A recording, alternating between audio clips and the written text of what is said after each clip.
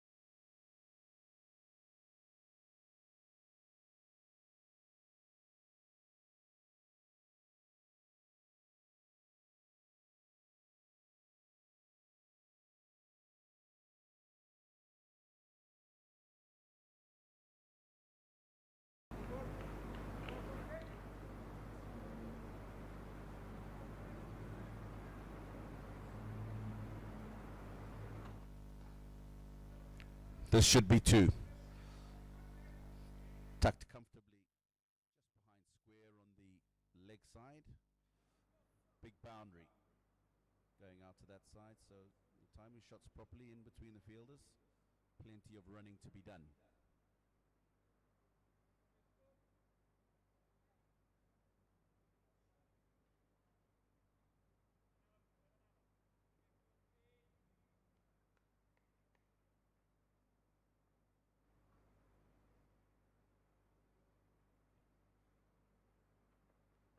That should be called wide. It's not. 1 for the over is the signal from Langton Rosera at square leg.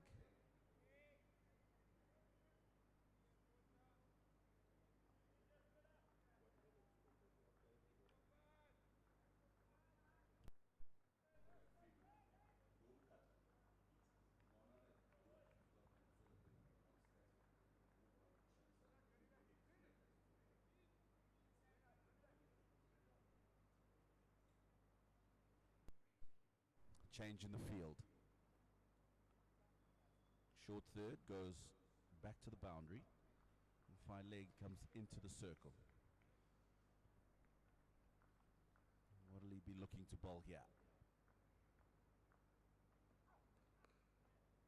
Tucked into the onside. Pace off the ball from Masuku.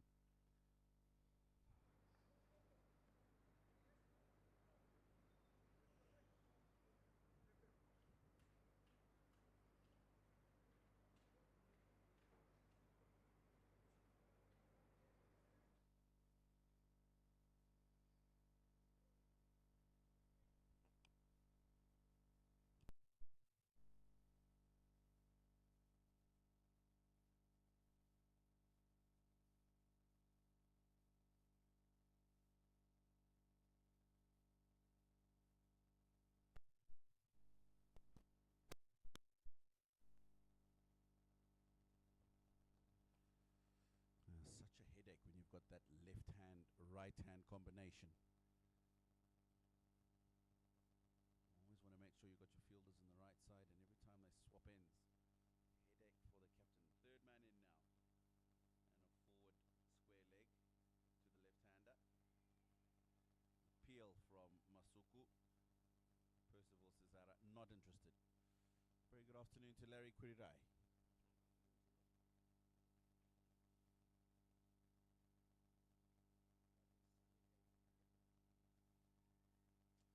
The weather is gorgeous, isn't it?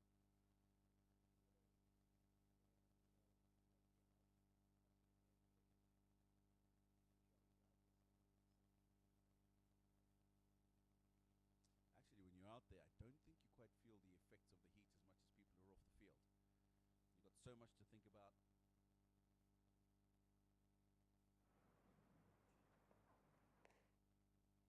Nicely struck, but again, that packed offside field we were talking about. Needed a direct hit, they don't get it. But they do manage to get an extra, so 2 from that.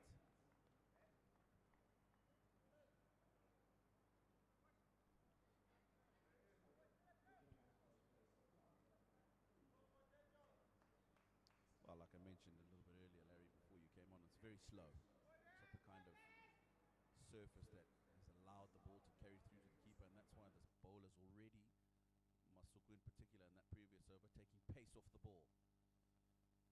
So if they were thinking 180 on the surface, then they probably just need to readjust that total. In my opinion, 160 is a very good score on the surface from what we've seen so far in these first 3 overs. And you'll find there hasn't been a slip fielder, not for very long in this first 3 overs, and that's because of that lack of pace in the surface. Jube.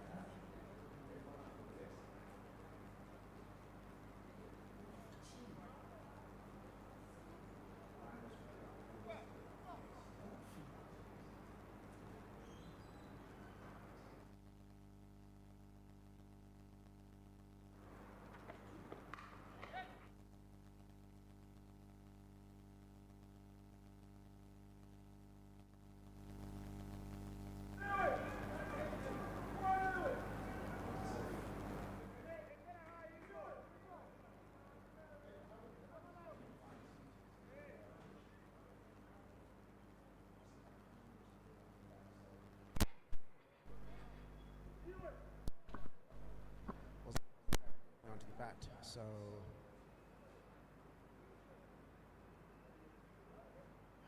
Ben Curran.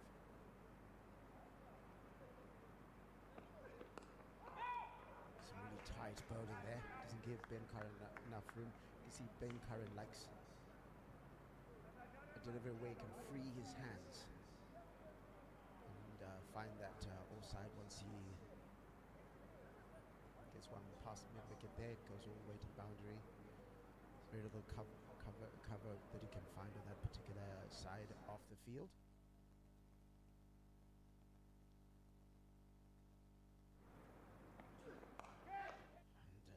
And lovely shot. Doesn't quite get enough on it, so it doesn't find its way to the boundary. Normally, when you get that sort of delivery, and he loves that that particular shot, it finds its way all the way to the boundary, but not quite at this time.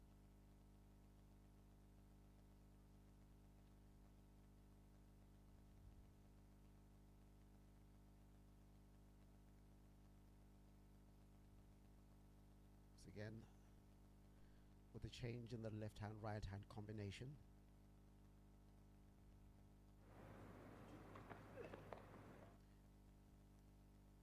Conservative shot there. I'd say including Dubé has bowled quite well. Save for that ball that went for boundary, he's been quite tight in this particular over.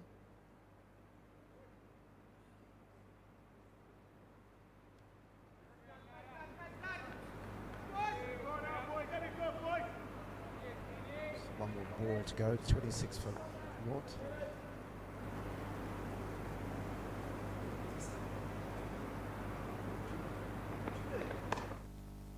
And pierces a nice square cut, find his way to the boundary. That's the fourth boundary of the innings, and at the end of the fourth over, it is 30 without loss.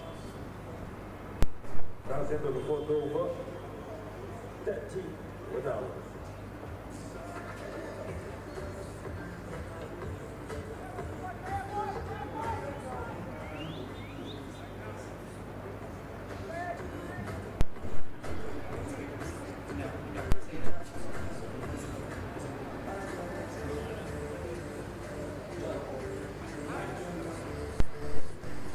So if you never come through to Harare Sports Club, this is the first match of the day. We've got an evening match as well. Cricket under lights, always a good option. As Ainsley Ndlovu comes into the attack.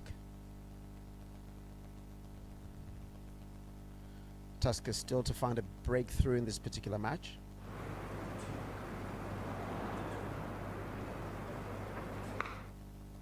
Just punches it down.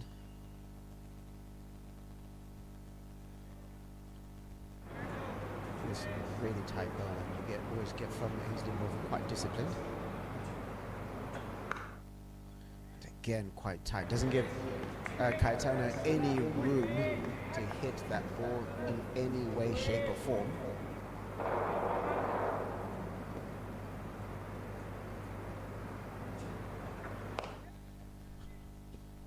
And that's the first wicket of as Caetano finds a fielder in the deep.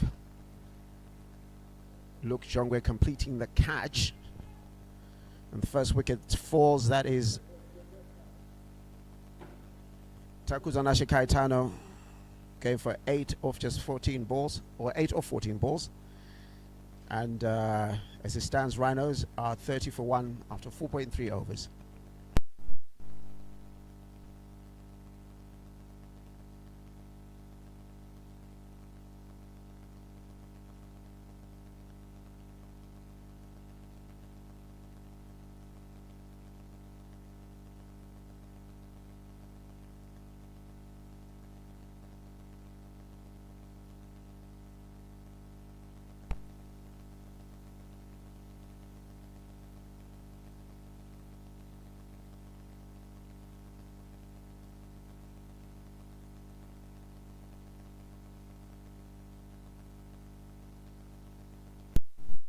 Coming in to replace Takuzanashe Caetano is the captain of the Rhinos, and that is Anton Nakvi.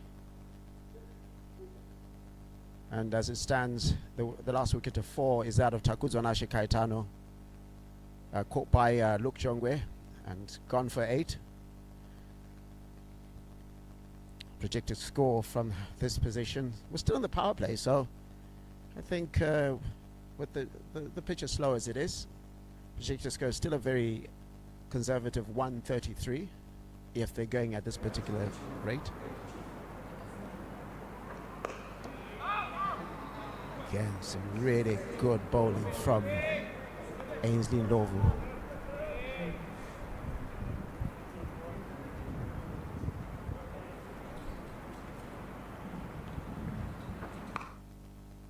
Into the body.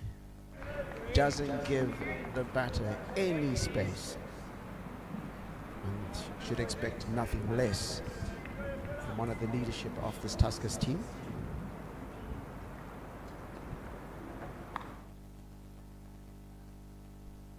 Brilliant end to the over from Ainsley Ndlovu. Just 1 run off that.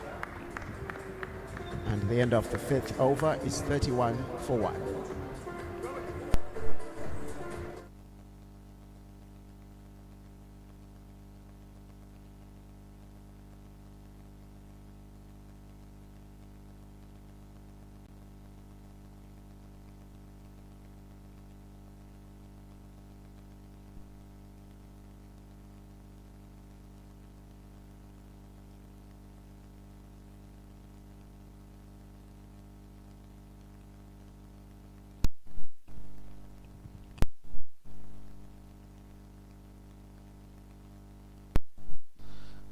Coming into the attack now for the first time today is Luke Jongwe, man who took the catch to dismiss Takuzwanashi Kaitano.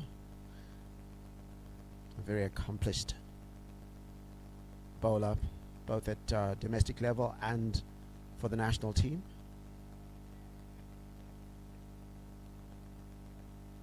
And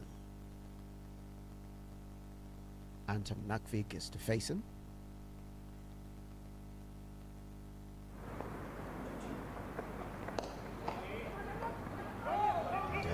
Just punches it back, but straight into the stumps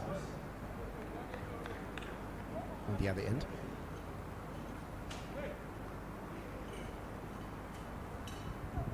Jongwe, man, has fallen out of favour within the national team, hoping that, especially this season, which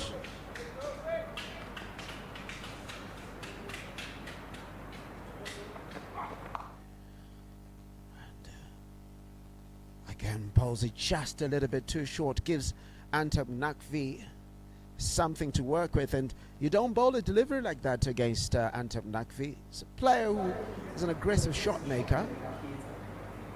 I was about to say just before that delivery that Luke Jongwe is trying to get himself into the good graces of the selectors once again, especially a year in which Zimbabwe will be playing in a qualifier, so you'll need a great performance, a good performance in this particular tournament to get to top of mind of the selectors.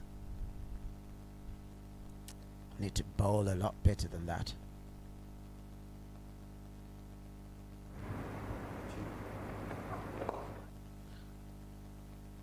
Gently punched down. It finds its way all the way to the boundary. Effortlessly done by Anton Nakvi, showing the quality that he has as a batter. Again, a rather ordinary delivery, just allows Anton Nakvi to find that vacant space. There's absolutely no cover.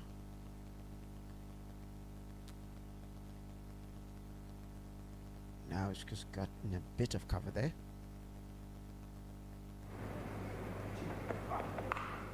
Again, another short delivery, but this time finds its way all the way to the fielder. That is Tamimu Ramakone, right? This time didn't quite find the gap. Just not sure what Luke Jongwe is thinking of here, because he's bowling a little bit short, but there isn't quite enough pace for it to carry all the way to the boundary, if that is the setup that is going for.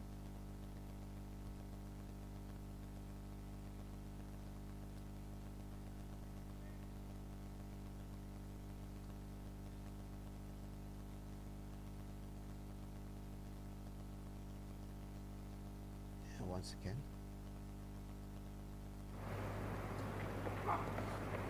trying a trick shot. It's one of those you never know, it could work out. That was Ben Curran. I think a lot of his favourite positions to bat at. And allows it's quite a packed offside field.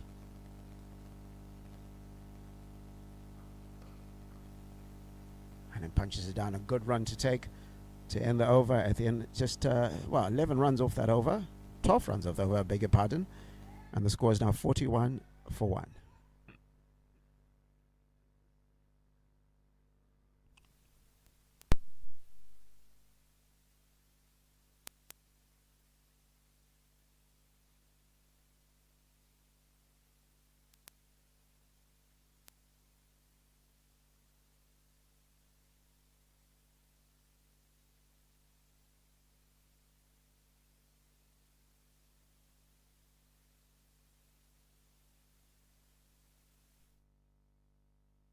And that's the end of the power play. And 41 runs off the power play on a pitch that, as Tunomawe said a little bit earlier, is a bit slow. So I think they'll be quite happy with their return, especially having lost only 1 wicket.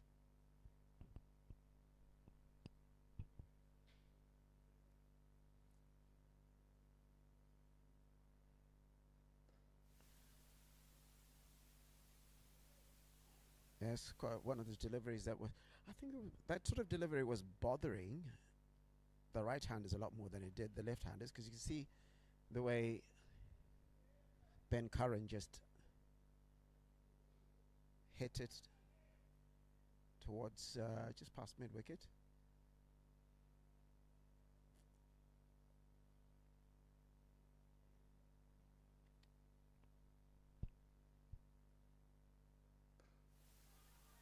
And as you can see,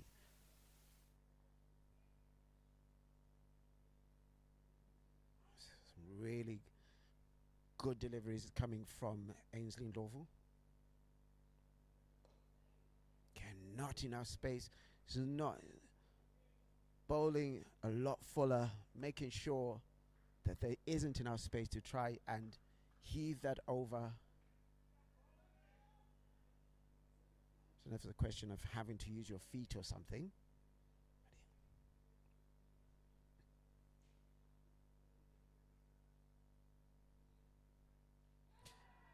Oh, there's a big appeal there, but umpire not interested. Might have been a question of height. This looks like it was missing as well.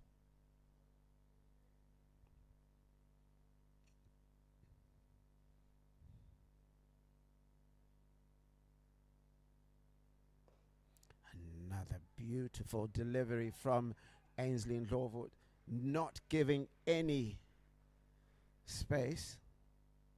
Difficult to hit.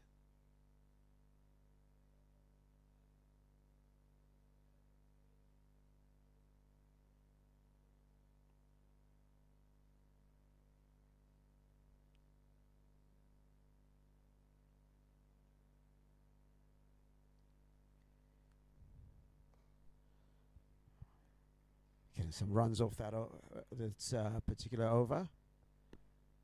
It's 6 runs off the over, and at the end of that over, of the 7th over, it's 47 for 1.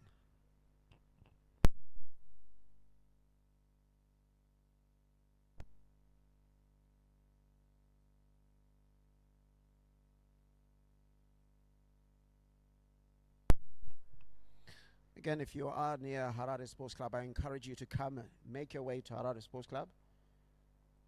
Got a whole lot of matches going on until the weekend. Today, a double-header. Another match at 6:30 p.m. in the evening,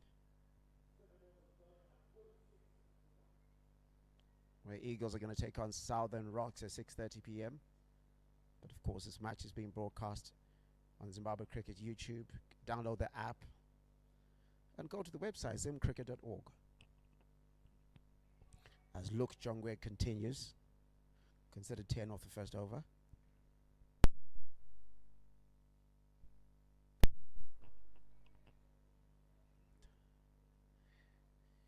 Anton Nakvi doesn't quite find the gap.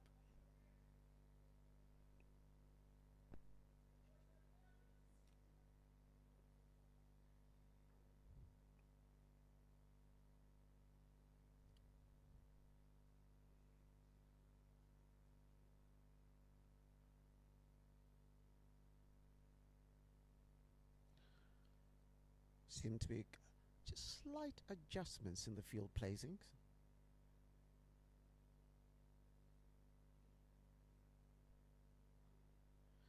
And the umpire is going to call that wide. And Luke Jongwe is going to have to reload that once again.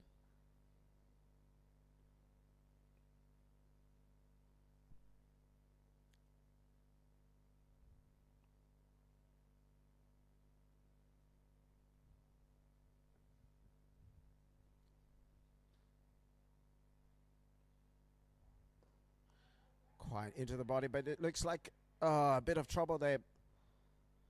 Not sure how close that was, but there was enough worry for Anton Nagvi to take a desperate dive. Not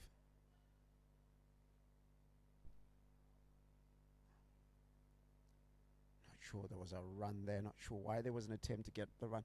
I guess if you're not scoring in it runs, then that gives you that pressure. Because at the end of this over, there were only 12 overs left. And as we were talking about earlier, 140 might be a score here.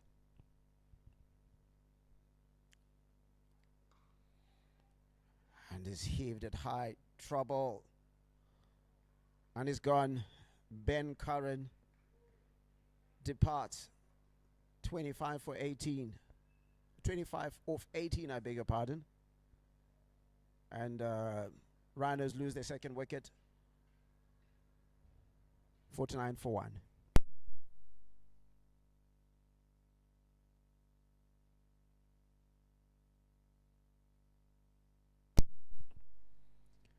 So breakthrough there from Luke Jongwe taking the wicket off Ben Curran, who's been going quite relatively well. 25 for 18. 25 off 18, off 19, I beg your pardon. An innings in which he got 4 fours. Because he was getting a little bit frustrated and needed to get the score going. Almost ended up with a run out in the previous.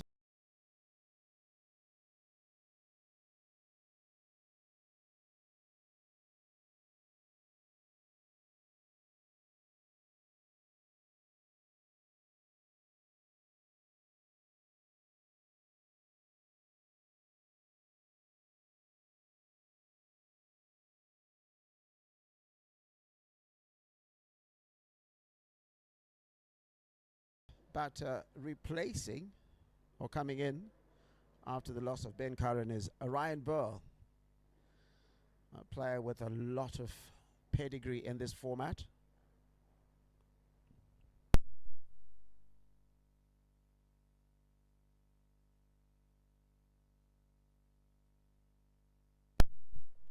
So Ryan Burl coming in, maintaining the left-right combination.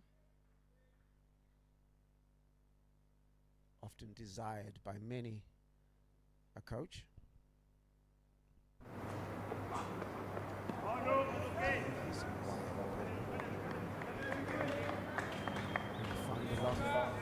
Not a lot of bowlers trying to bring as much as possible to Ryan Burl's offside, because if you just keep everything a little bit straight, he will gobble up.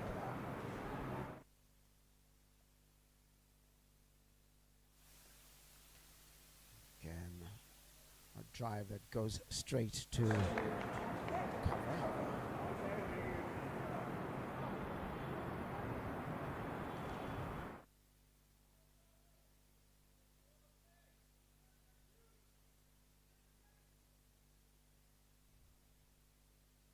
vocal in the field, as you can hear.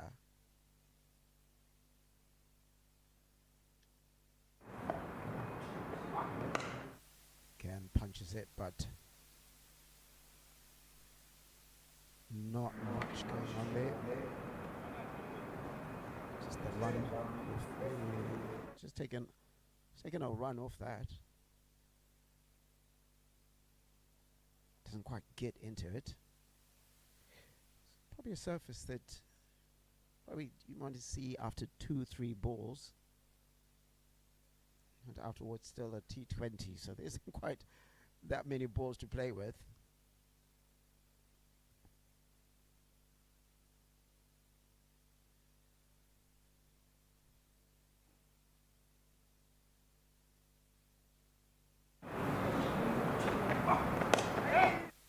Again,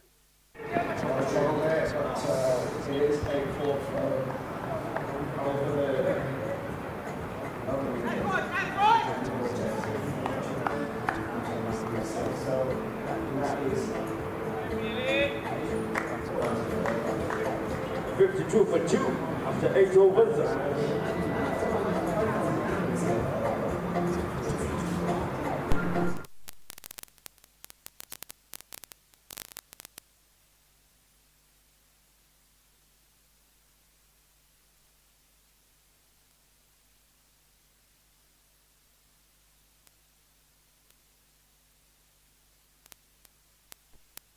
Rhinos won the toss and they chose to bat first.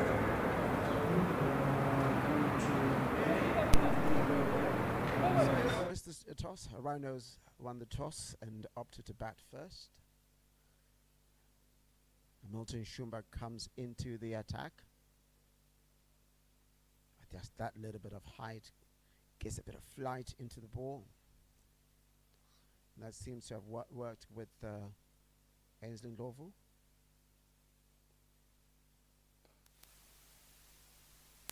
And first ball goes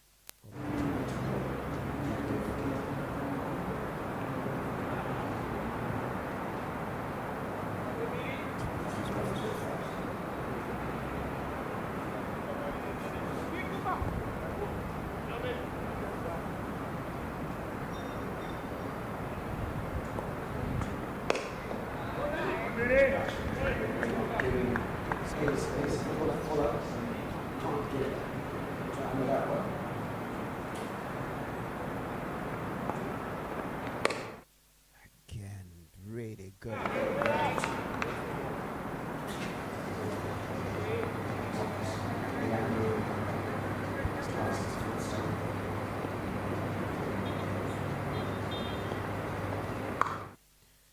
little bit of width given, and Nagvi.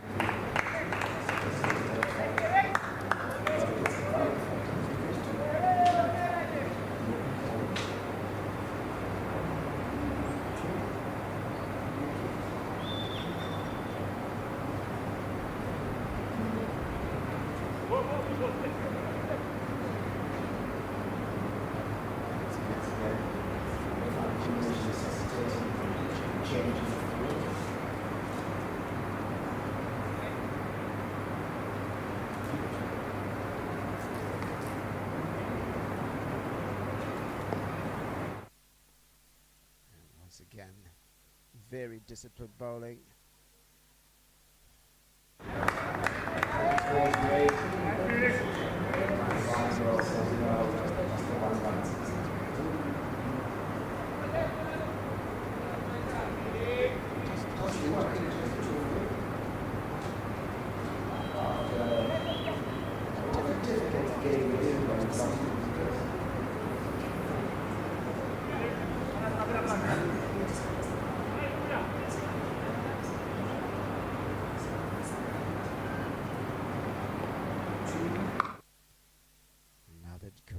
Not just really not giving any space.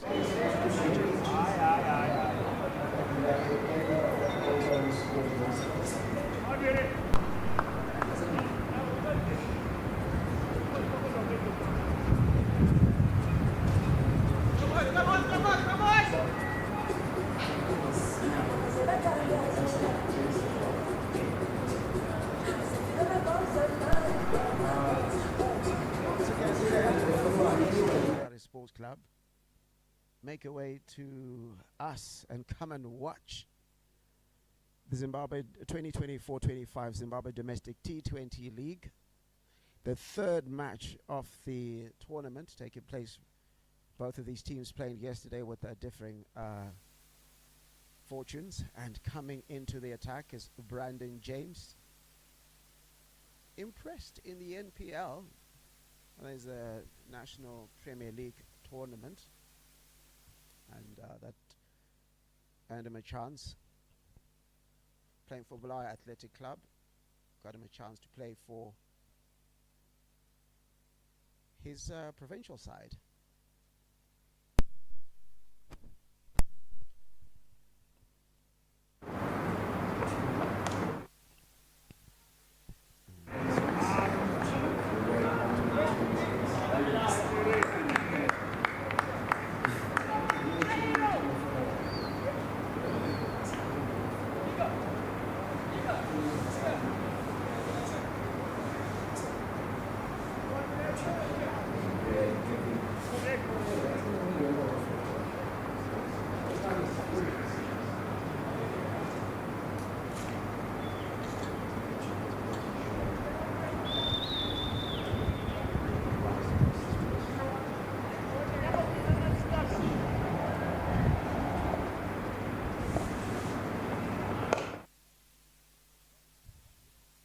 Some excellence.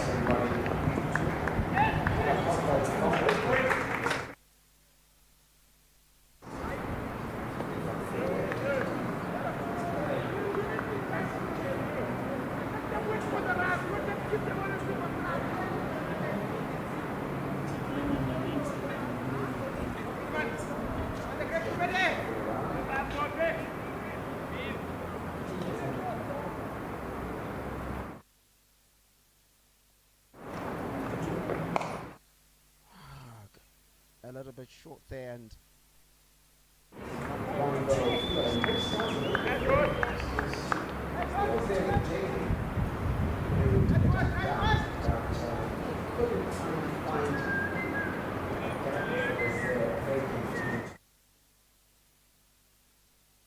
to get the ball to the boundary. Okay, he had to run a ball in 5 for 5 balls.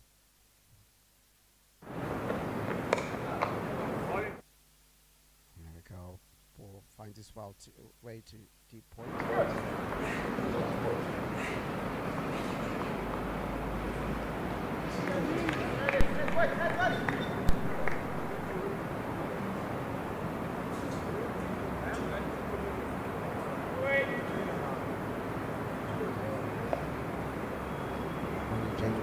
James is over quite swiftly. Great delivery there. One more ball to end the over.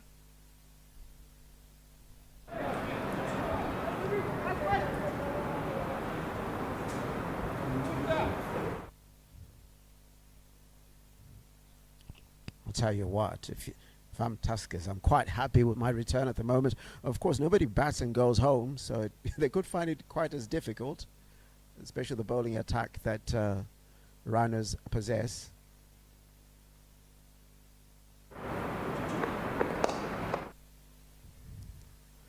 Again, the boundary is simply not coming. And at the end of the 10th over, it is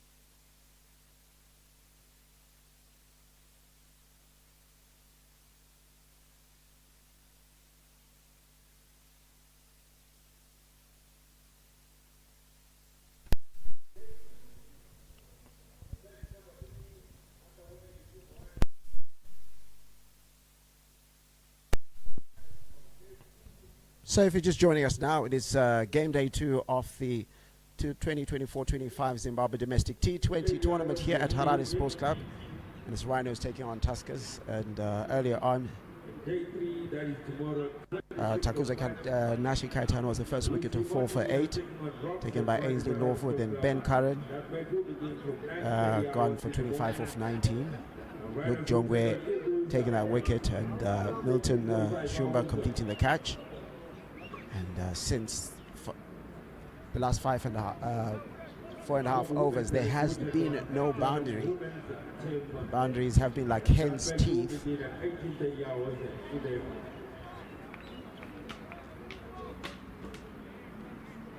Yeah, as there's been some really disciplined bowling coming out of the team from based in Valaria, Tuskers.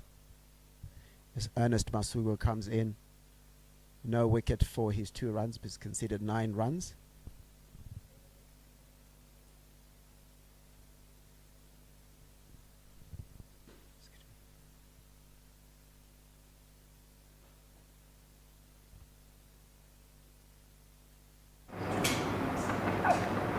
Just a little bit of width given there, but great fielding.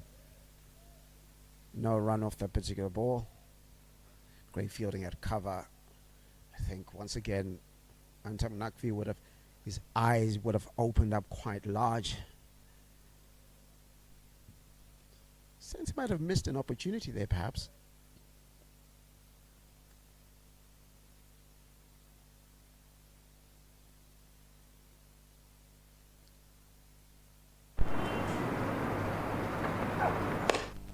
And he's hit that over middle. He's gone for a boundary. I had said that it was almost 5 overs ago that the last boundary had been scored by the Rhinos. The captain has said, I need to get my team going. So he heaves that over.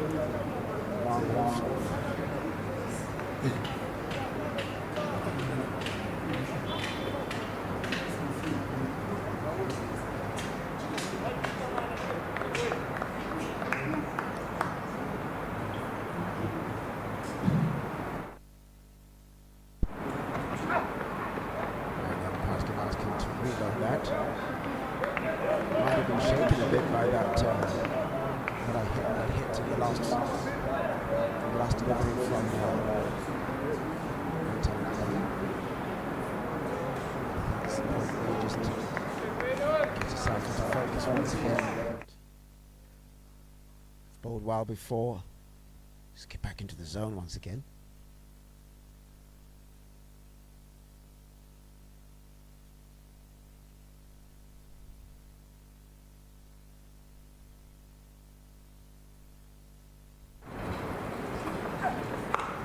And beautiful, absolutely gorgeous delivery all the way to the back point, and Anton finally a willing customer in Ernest Masugo. It's really cost 9 runs. And if you're a sympathizer or even a fan of Rhinos, you like what you're seeing, because the projected score has suddenly gone up to 139.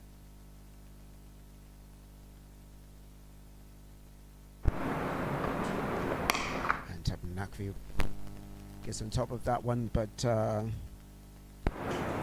it is collected.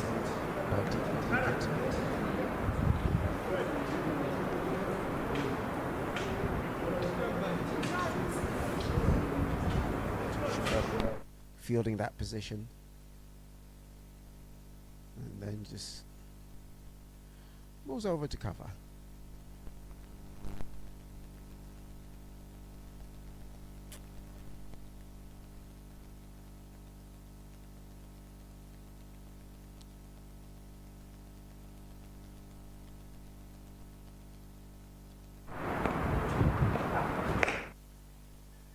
That one probably spilling that the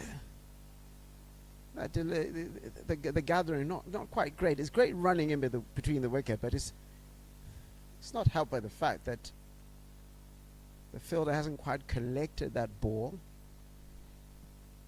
and that just gives enough time for Ryan Burl to make it to the other side.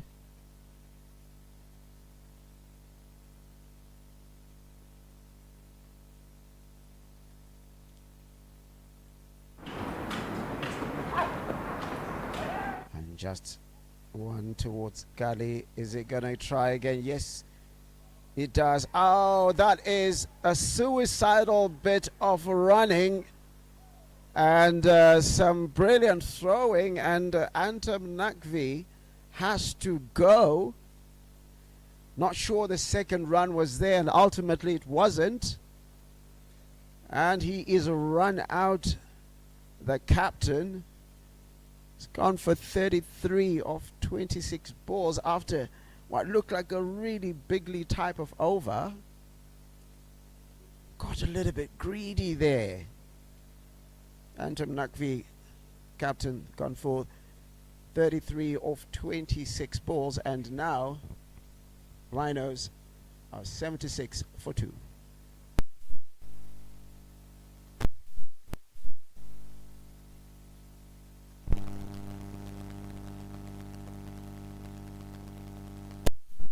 So after 11 overs, it's 76 for 3.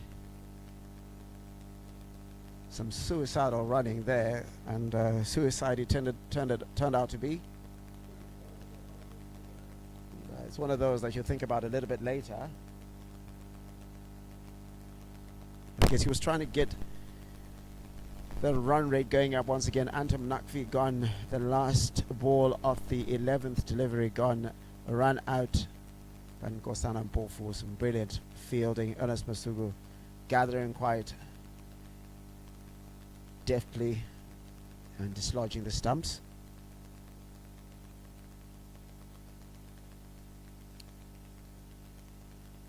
And the batter to replace him is Kevin Kasuza. But won't be facing Brandon James quite yet, because there was an attempt at running 2, so Ryan Burl with the strike.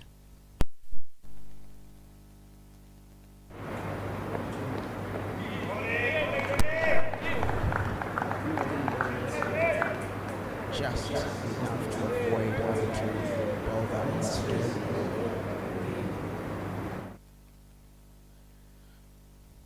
Ryan Burl might have felt it. Should have gotten something onto that.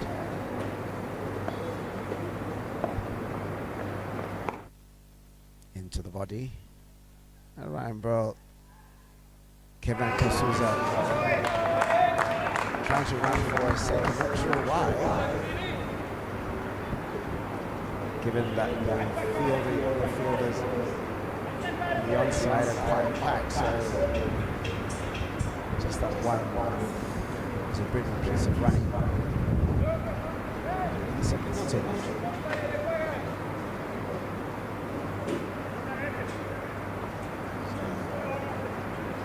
James changes to bowling from over the wicket.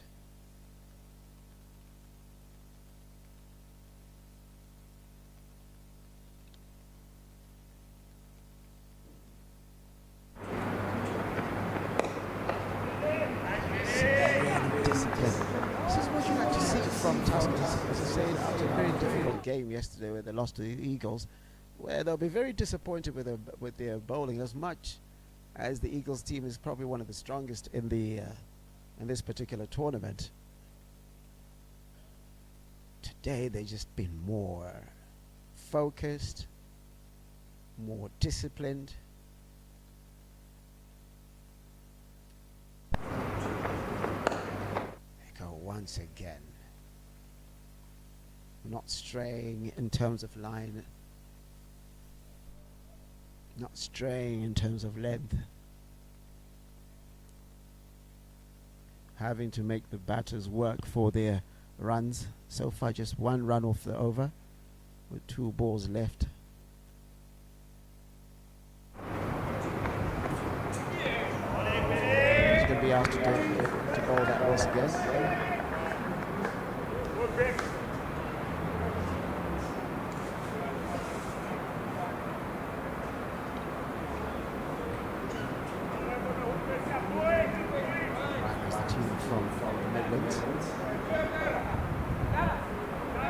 after the match. The whole match is after the Harare Sports Club. So I'm sure all my friends from that particular section of the country are quite excited by their start so far.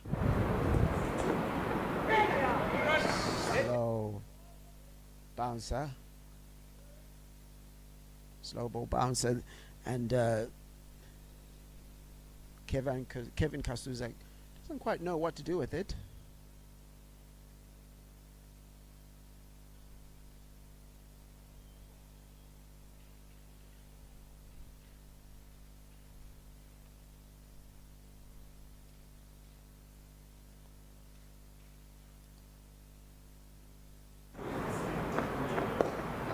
There we go once again. Just one run off that final delivery of the over. And so after 12 overs, the score is 79 for 3.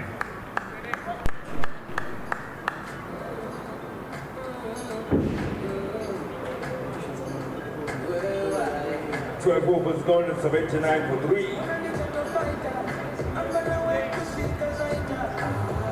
Right there on 8. Kevin Cussons on 1. Rhinos won back into their time after a successful over. Last time he spelled his previous spell is Luke Jongwe.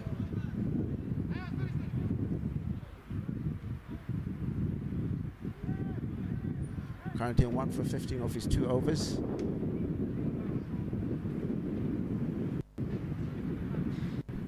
As he puts out quite an interesting field again, packed offside, saving quite a lot there.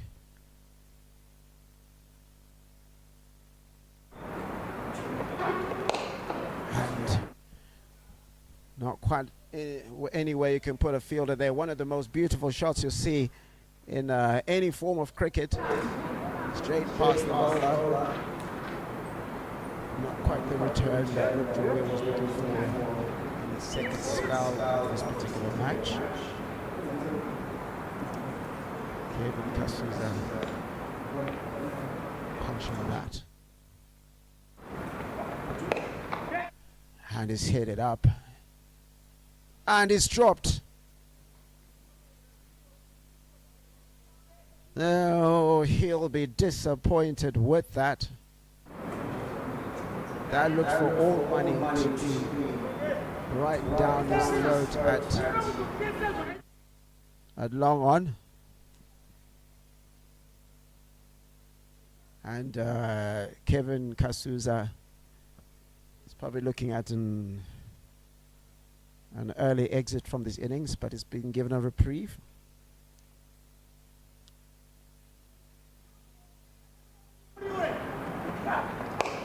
And another one. There's another opportunity for a catch.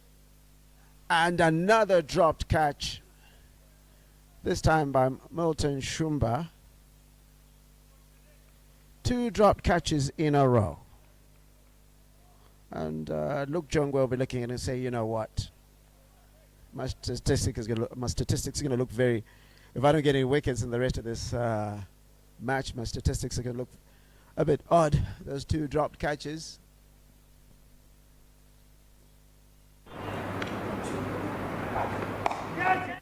And this time, a misfield. Looked for all money. Very disappointed will Luke Jongwe been. And this is the first time I think this particular over that we've had consistently average fielding from Tuskers.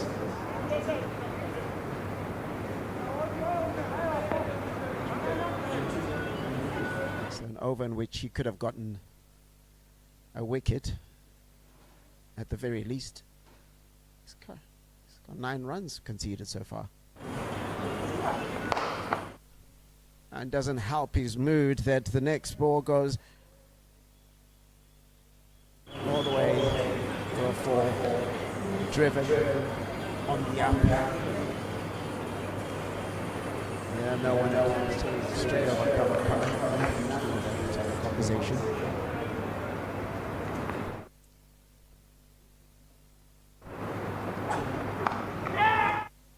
and to end that over with a single and an overthrow that makes it 2 runs. This is not an over that will bring any smiles to the Tuskers sympathizers. Could have been a wicket taken at that over, but instead 15 runs off that over.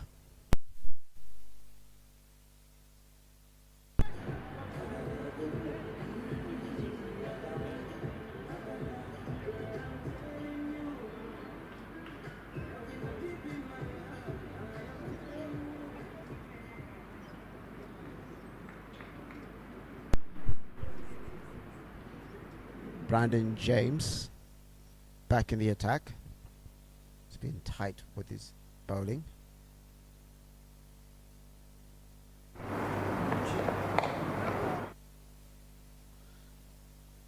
Another interesting delivery. I don't think Kevin Castleton knew quite what to do with it. 2 runs off that.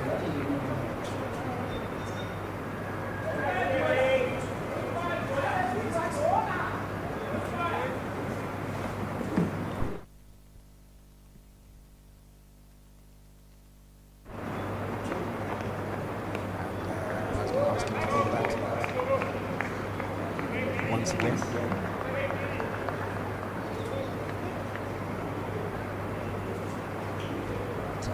A good save from the keeper.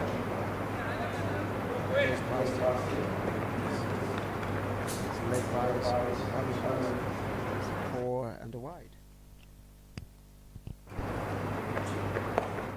Much, much better.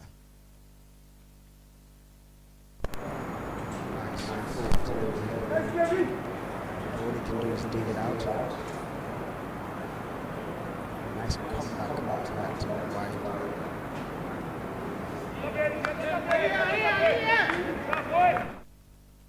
It's a format this seems to, at least from this particular match, to be quite kind to Brandon James.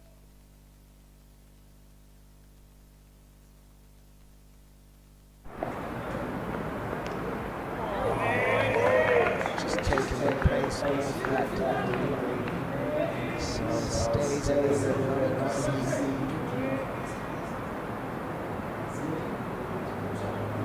Mimber was looking anxious. His eyes lit up and was looking at that vacant mid-wicket area. Punches it and takes a single off that particular. Just 2 more balls left in this particular over. 4 runs have been conceded so far.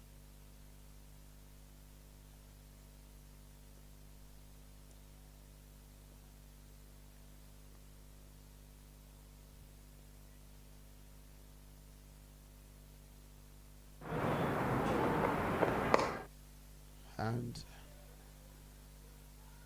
all the way down there, not quite a single runs, and 100 comes up for Rhinos. 13.5 overs. So we're 100 for 3 now. Projected score is looking like a healthy 145. It's not looking like a bench. The 180 was any money.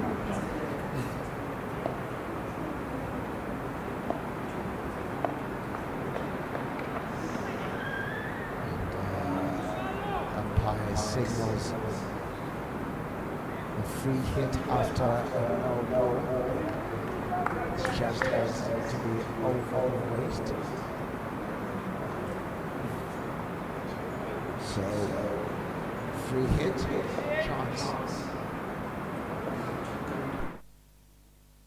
for Ryan Bell to have a go, and he does. And it's caught at long off, but it's off a free hit, so no issues there. So at the end of 14th over, it's 1-2. That's under the 14th over. 102 for 3.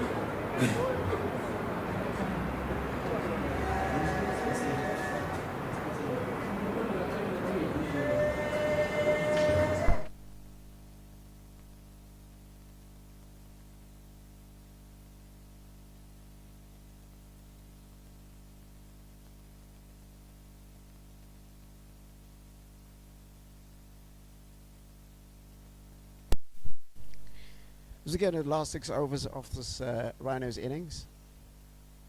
This partnership going and just over, just quite nicely, 26 off 19 so far.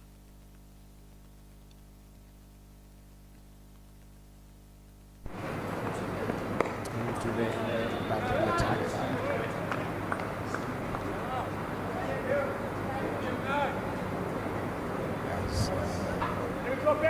So far he's conceded 21 runs off his previous 2 overs. So quite expensive. There you go, punches it, but there is cover. It's just the 1 run off that.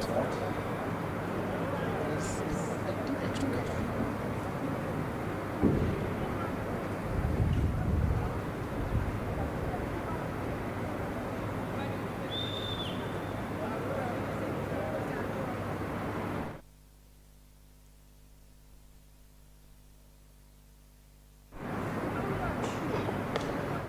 And a wonderfully lofted delivery just to the leg side. And beautiful shot there from Kevin Sikos's. Fine leg, and that goes all the way to the boundary.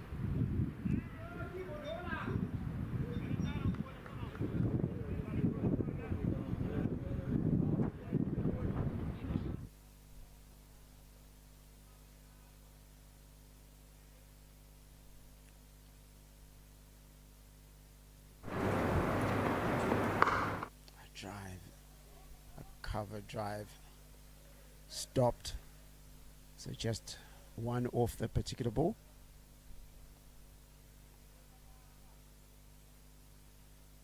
It seems as if, save for Brandon James, Rhinos are quite liking pace on this surface, and I think what Brandon James has been able to do is to take pace off the ball. That's just given him fortune in as far as getting very little off the bat, harming his numbers.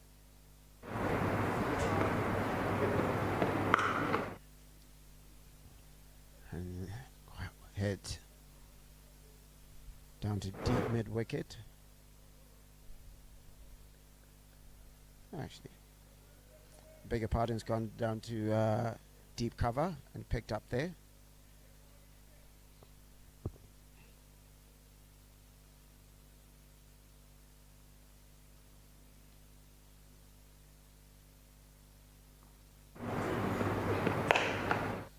This time straight to cover, and no run off that particular ball. The final ball of that over, 8 runs off the over. It's 110 for 3 after 15 overs.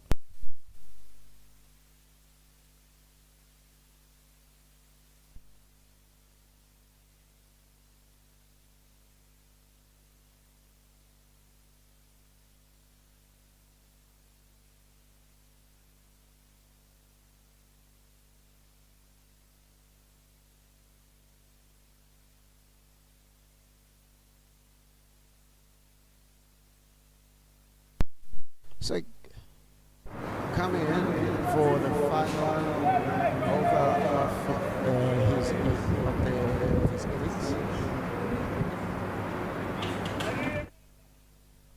That is Brandon James.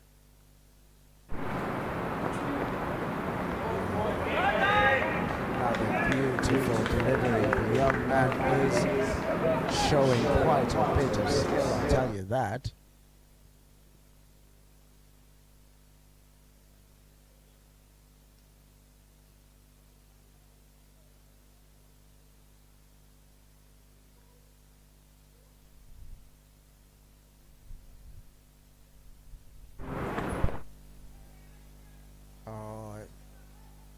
Kevin Kasuza doesn't quite get onto that, but I think it would be quite well for the break. But he was kind of carried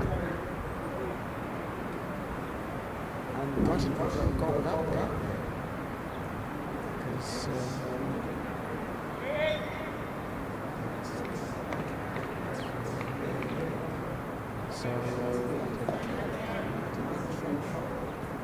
if he had caught it well enough. Again, another brilliant delivery from Brandon James, because again, a nice variation in his bowling. If he's not taking pace off the ball, he's bowling fuller.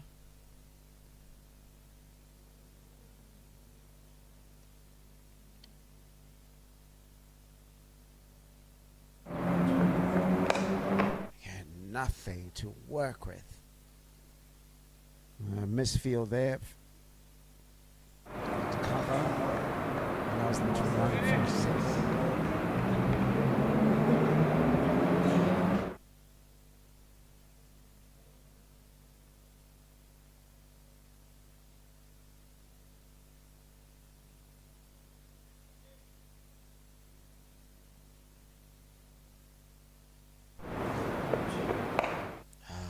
Toss. He could have probably felt he should have done more with that.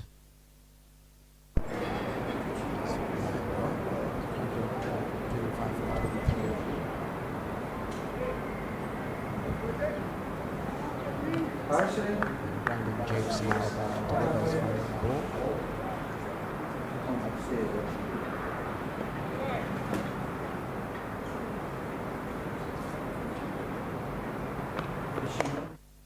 And chipped over, and it goes all the way to the boundary. Not quite tight. He was also wanting to go to the last boundary.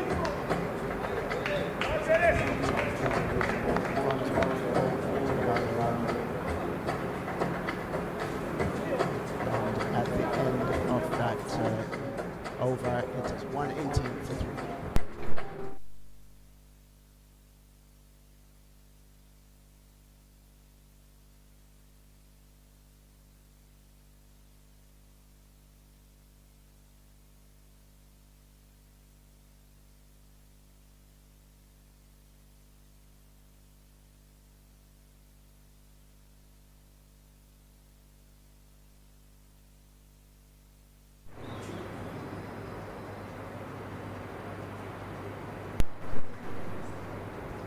Clearly too big, coming to play. Ball is his final over. And he walks down to him, does Ryan Bell, gets an inside edge and finds his way all the way to the boundary. Quite a bit of luck there.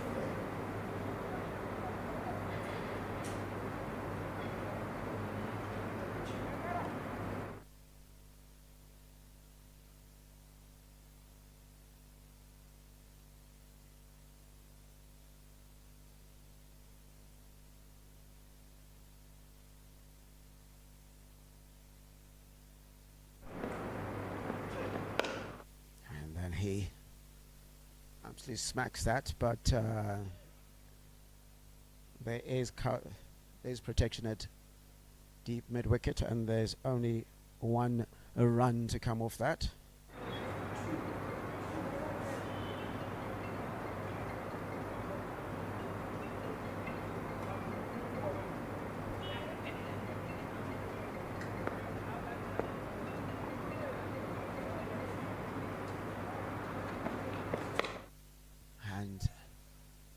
Sort of smacks that ball, but again, cover, protection at deep mid wicket.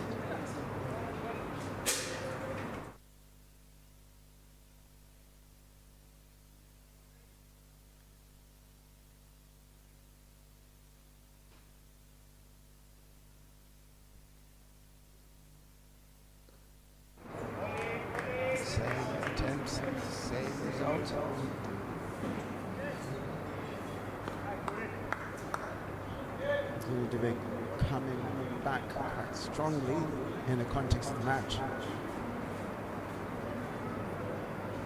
And there's still several runs off this particular over so far, but it's a sort of period that, especially with Ryan Boyle at the crease, these would get quite a bit of acceleration at the crease of the T20.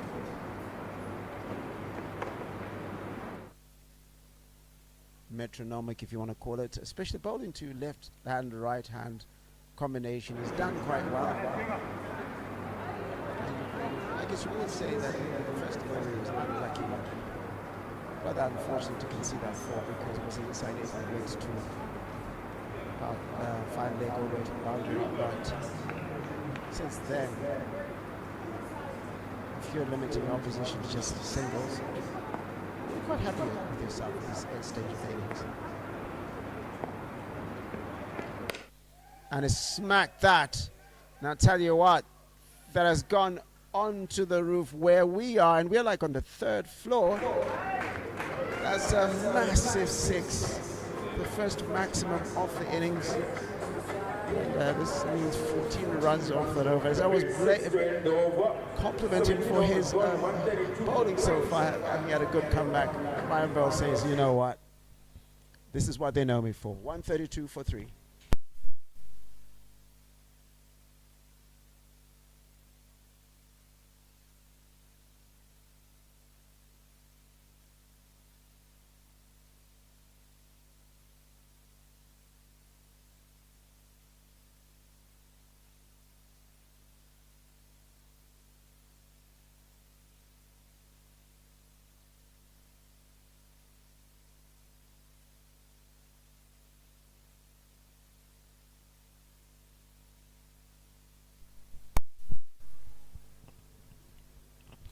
So new ball, please, it is, because that ball has gone onto the roof, and quite frankly, nobody's going to try and get that at this moment. Ryan Boyle putting some fuel, as the Americans call it, gas into that particular over skill of the innings. First maximum of this particular innings coming in the end of the 17th over. 37 or 27, but facing on the other end is Kevin Kasuza on 23 of 17, and I think with that many wickets in hand we should expect a lot more swinging, but there is the small matter of Ainsley Ndlovu, who's only conceded 7 runs off his 2 overs. He's got the 1 wicket. It's not going to be easy. Ainsley Ndlovu has been very disciplined.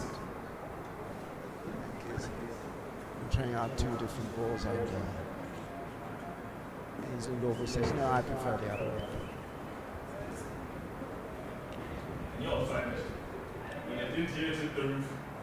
It didn't hit, eh?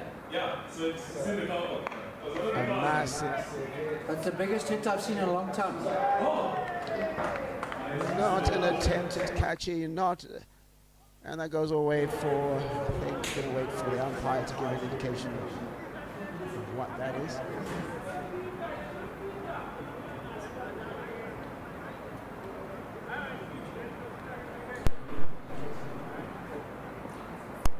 All the way for a maximum.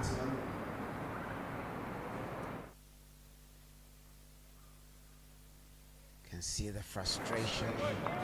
Kevin Kasuza groaned, felt he missed out there. And Kevin Kasuza hits that all the way up, but it is collected.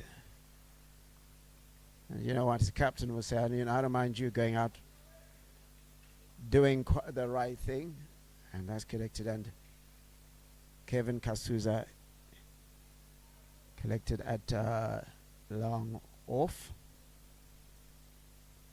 and he'll have to depart for 29 of 19 balls. Caught there by Milton Shumba, his 2nd catch of the match. And after 17.3 overs, the Rhinos are 138 for 4. And the batter coming in now is Tashinga Msekiwa, who himself does hit the ball quite long.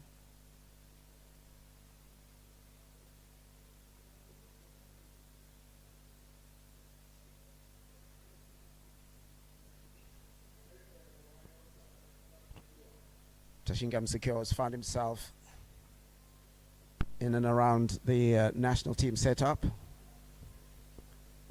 Got Zimbabwe a win against Pakistan, I think it was.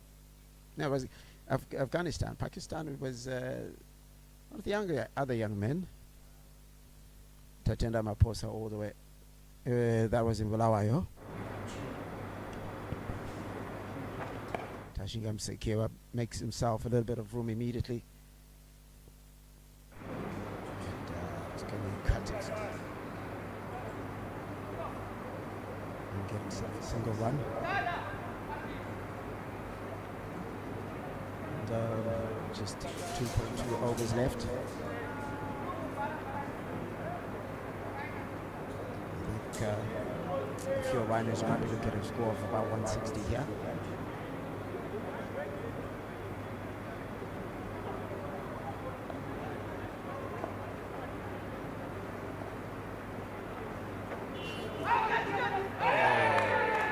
There is an edge to that, and he has to go. There is an edge to that, and the umpire says no, have to go. And Ryan Burrell is gone, caught behind by keeper Menashe Chimsora. Ainsley Ndlovu, after conceding that big 6 earlier, has now taken 2 wickets in 3 balls. And suddenly, the Rhinos are 139 for 5.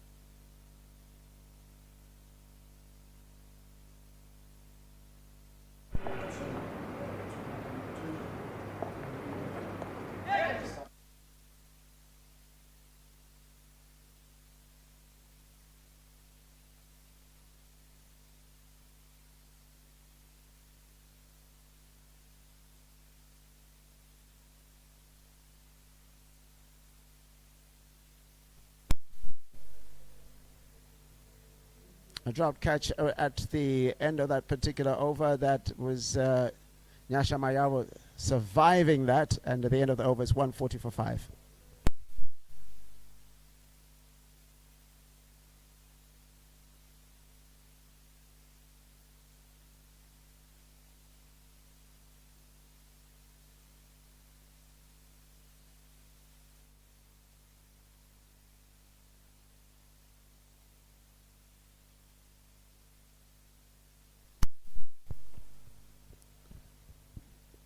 So we are here at Harare Sports Club, and with 2 overs to go, back in the attack is Ernest Masugu.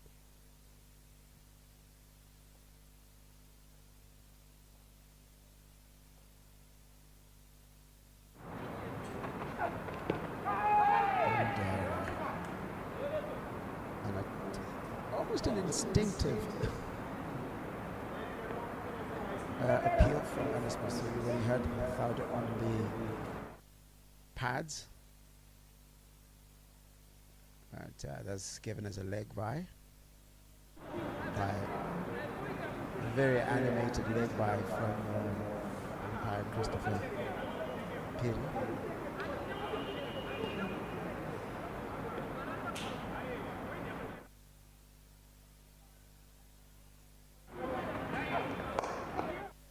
It's a beautiful delivery there from Ernest Masugu. Just 1 run off that.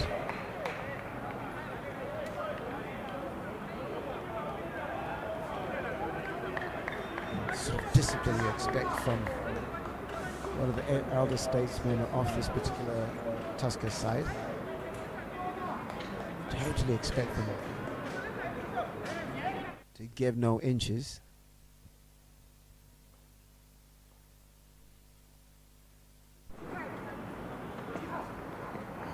As soon as you say that, as I say, I almost call it a commentator's curse. I mean, of course, it's not as if what I said had any bearing on what he does, because he's going to do what he did anyway. But every so often it happens that after a commentator praises a certain player, then they do something contrary to the praise.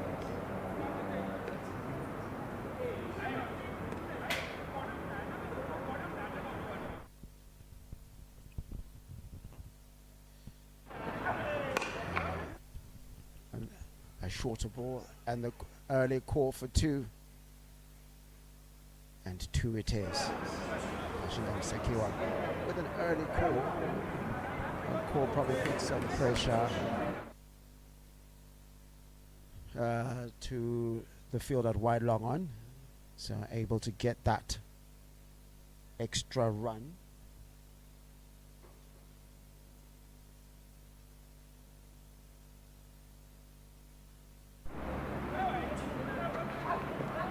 And a shortest delivery, and I'll tell you what, it's gone all the way for a boundary. Look, he really muscled into that, and there was no catching it from the fielder long on.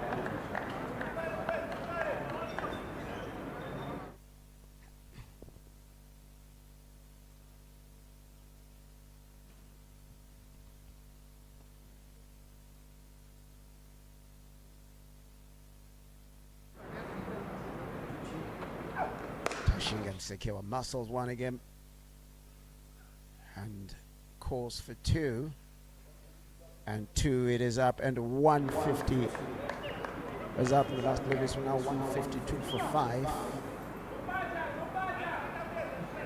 One ball to go in this particular over. Ernest Masugu's final delivery in this match.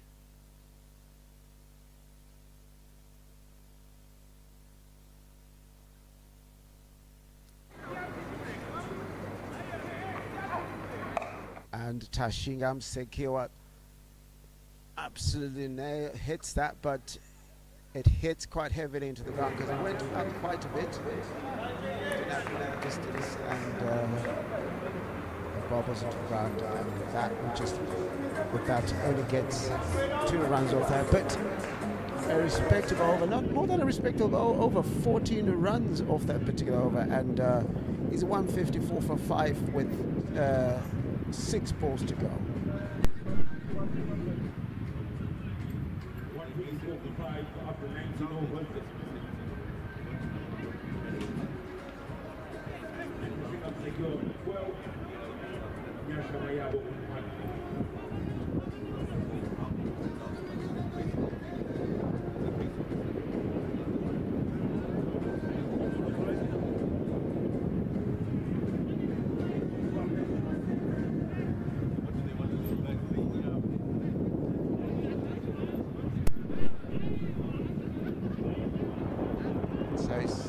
Final over of innings, and another one of the more experienced bowlers, Luke Jongwe, to bowl the final over.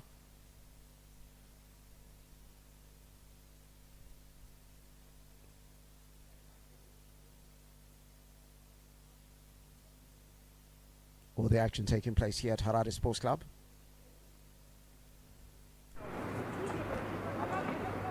And a no ball, a front foot no ball called, and that's a free hit with Nyasha Mayabu facing not the sort of start to this over, this final over that Luke Jongwe would have been looking for.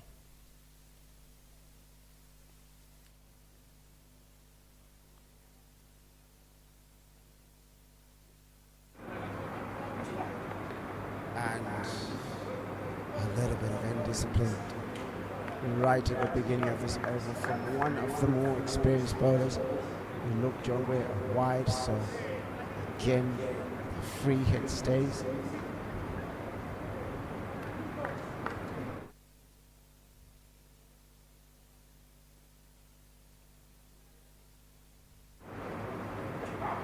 Nyasha double steps that. Is it going to go all the way there? But no, there is cover. Going to run for 2.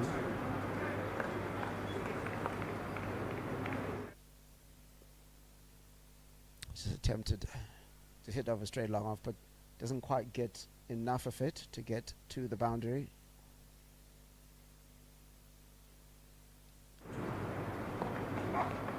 Nyasha, that is a beautiful shot. Look at that. Oh, that is an absolute beauty. A shortish delivery. Pulls it and deep backwards square leg, and it's gone for a 4.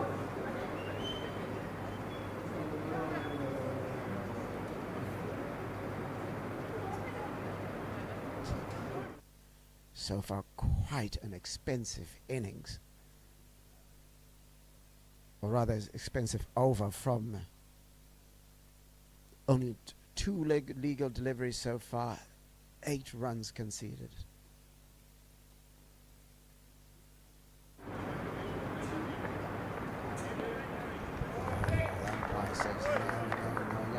Nyasha Mayawa looking at the umpire. It seems to be pleading. Got a pleading face. Don't know what that looks like, but whatever it is, Nyasha Mayawa's got it.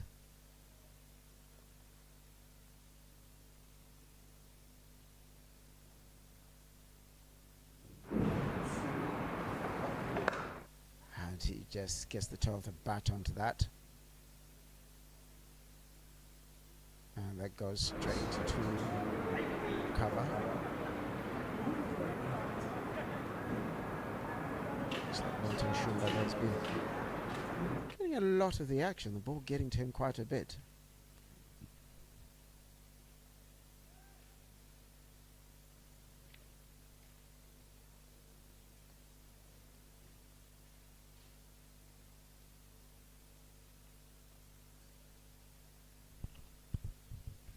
So with 2 balls left in the over, or in the innings, it's 163 for 5.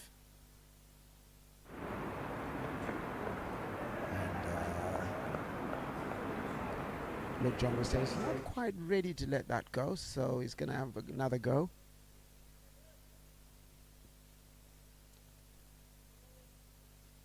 Tashingam Sekiwa steps away for a bit, gathers himself again. Tashingam Sekiwa gets in lot of muscle into that. Absolutely smacks it. Straight long off, nobody was there. And that goes all the way to the boundary for 4. Showing why there is excitement around this young man. He's got power.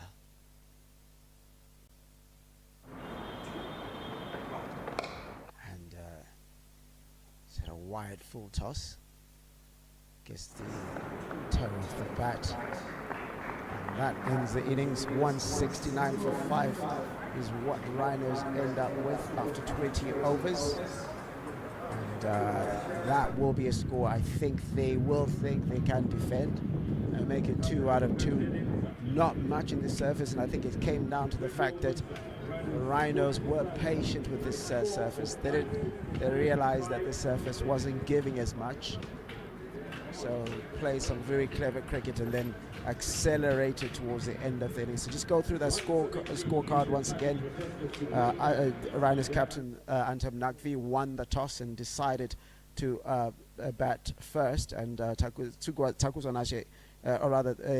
Ryan Bell top scored with 37, followed by Antam Naqvi with 33. Next is Kevin Kasuza at 29. Tashingam Sekiwa finishing unbeaten on 18. and Takuzanashi Kaitano making 8, and the other batter is Nyasha Mayo with 8 not out. In terms of the bowling card, Ainsley Lovu, the pick of the bowlers, with 3 for 15. Luke Jongwa with 1 for 45. And so as it stands at the close of innings, is 169 for 5 after 20 overs. We're going to take a quick break. When we come back, we'll be back with the Tuskers reply.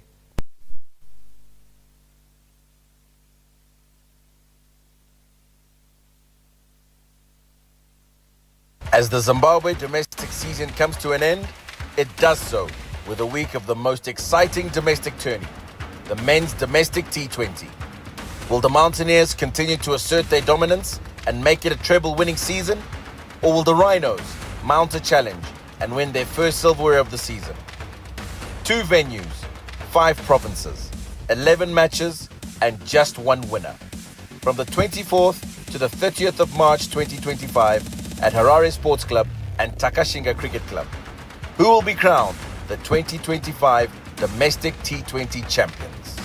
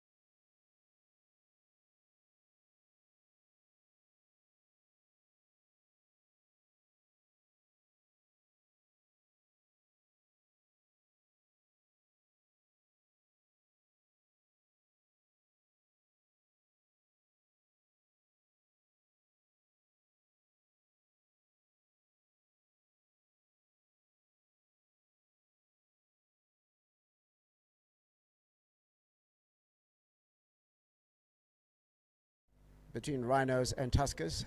Rhinos putting on a above par, I believe, score of 169 for 5 in their 20 overs. And some very consistent batting in that particular innings. And some incredible muscle advantage. Obviously, Kiwa scoring 18 of 8 in his little cameo towards the end. Which included two absolutely monster hits. Now Tuskers will back themselves after seeing how the Rhinos playing this out. And the man to open the bowling is the man whose birthday was yesterday. He took 4 wickets on his birthday, turned 28 yesterday. Brad Evans bowling to Nkosana Mpofu.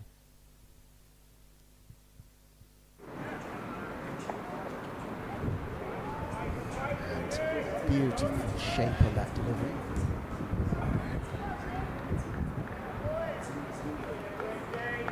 Nkosana Mpofu probably expecting to straighten a little bit, get some early action in there, but that just shaped away and found its way to slip.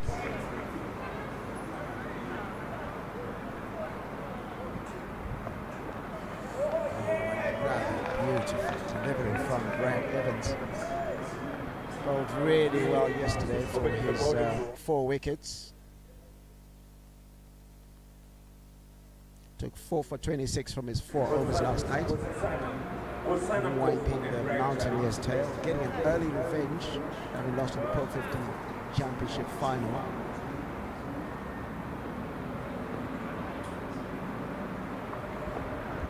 Another absolutely juicy delivery, beating the edge just above the top of 4th stump.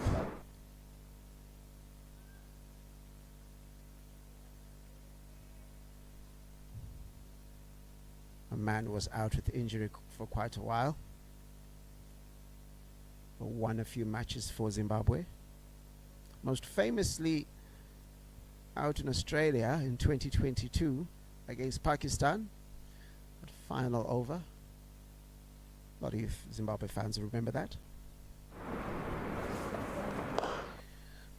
Nkosana Mpofu gets something on that, but there is protection from Antek Nakvi, who is at mid-off.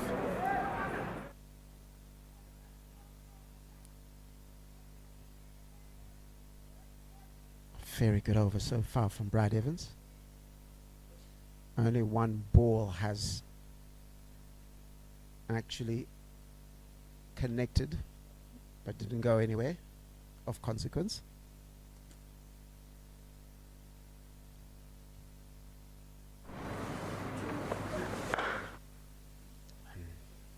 Gets a single run off that.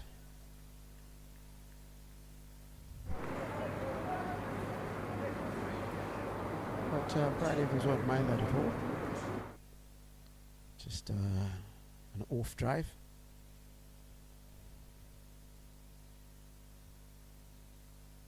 And a left-right combination at the top of the order, Brian Chari.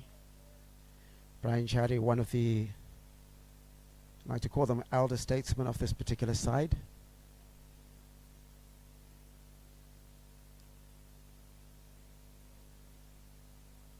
To face his first delivery.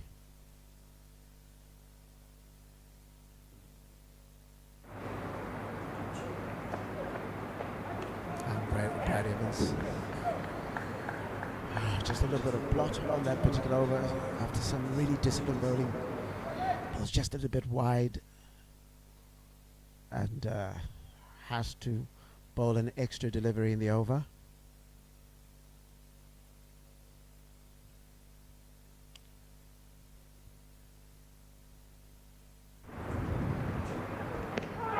And that is into the pads, and that is the wicket of Brian Chari.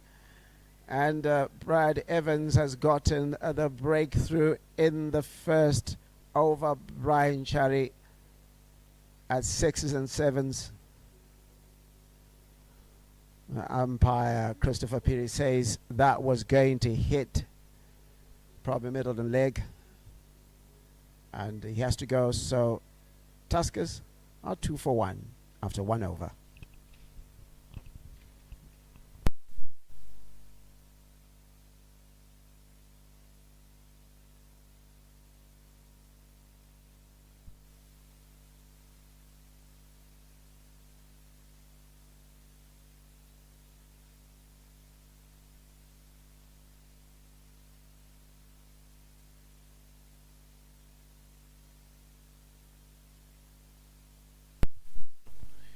So in coming at number 3 is Clive Madande. Normally bats further down the order as the wicket keeper, but for Tuskers he's been coming in at least in this particular series at number 3, and he comes in after Brian Chari facing his only delivery of this innings. It's judged leg before golden duck gone. Thank you very much. Does Brad Evans saying that Captain Anton, if he gets himself into the action very early.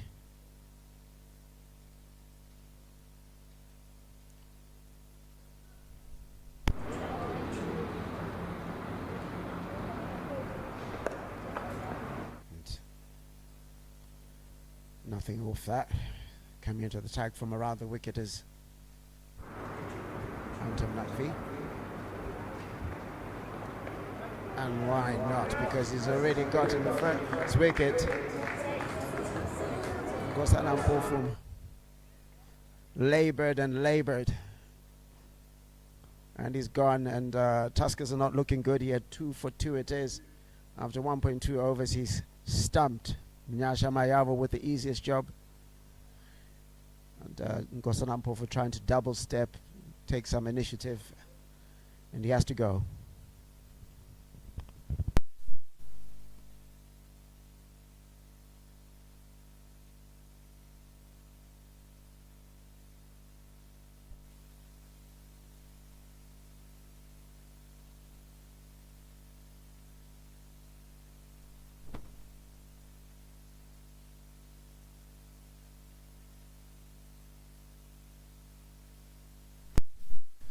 So we're here at Harare Sports Club. If you're close by, please do make your way.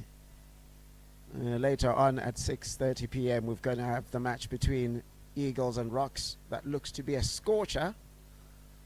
And Sikandar Raza is in the squad for the Rocks. For those with sympathies towards the Rocks, as well as Sikandar Raza.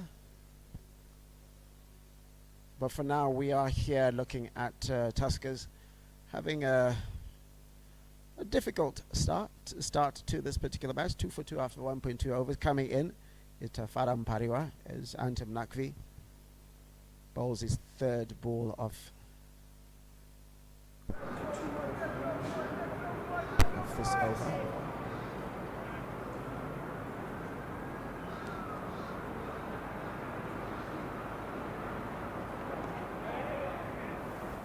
Just strayed onto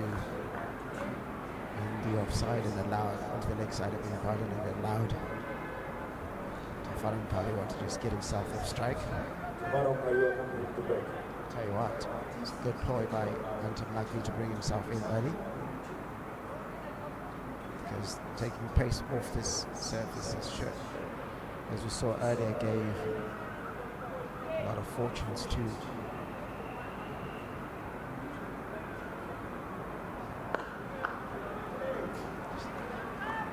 the delivery doesn't give much for Clive Madande to work with. Again, nice delivery that he can only push.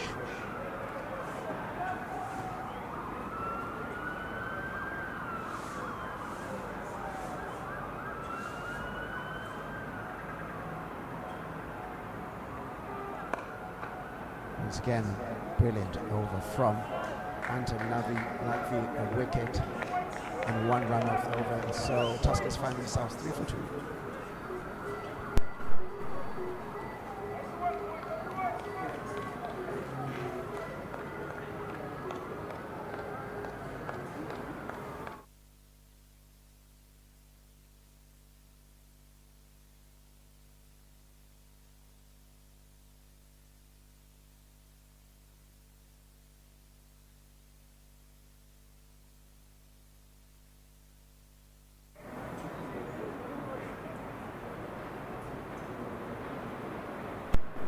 Brad Evans, after the success of his first over, comes in to the attack once again, bowling over the wicket.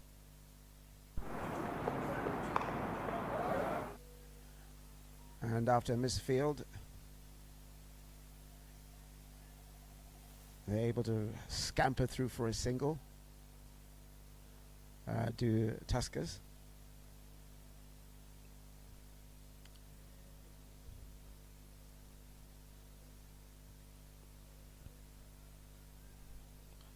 Clive Madande facing the 4th delivery of his innings. Still to score. And that is one that got big on him. Not sure he knew much about that. I tended to pull it. It was like swipe at it, but couldn't connect with it.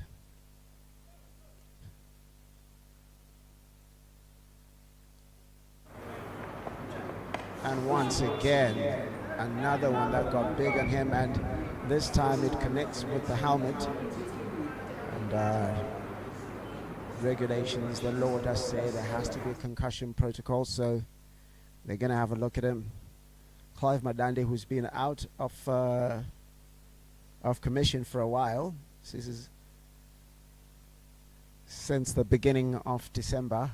It's his first foray into domestic cricket since then. So the doctor comes onto the field, just going to have a look at him, and quite rightly, just see if he's going to be okay. Hopefully he's all right.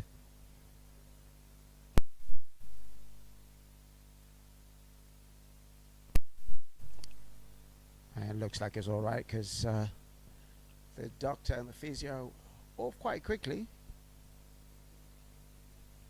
So Madande will have to face up to this. And the sort of deliveries, they get one quite rattled, so he will want to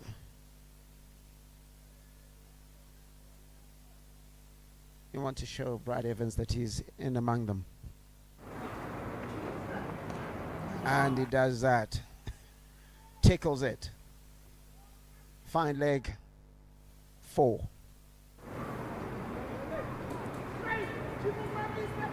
So Clive Madande finally gets back to ball and gets some runs. It's off the mark with a 4.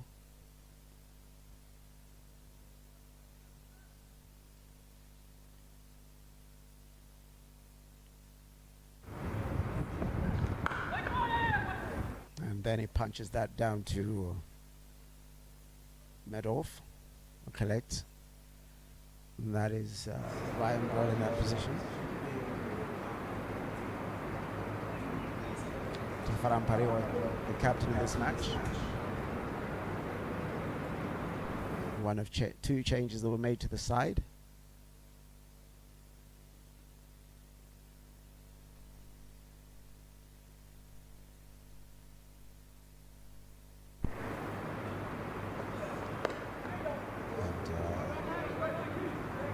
Tight delivery from Brad Evans, and Tuskers find themselves 9 for 2 after 3 overs. The target is 170 runs. And that's into the 3rd over, 9 for 2.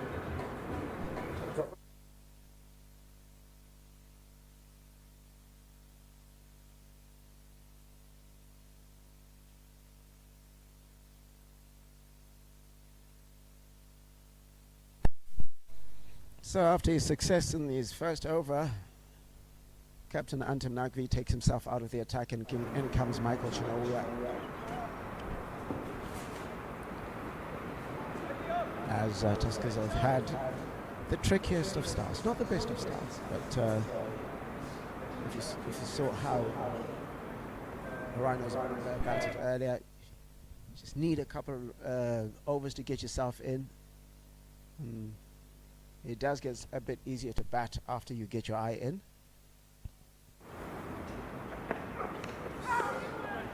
And lucky, I'll tell you what, that was an inch close to crashing into the stumps.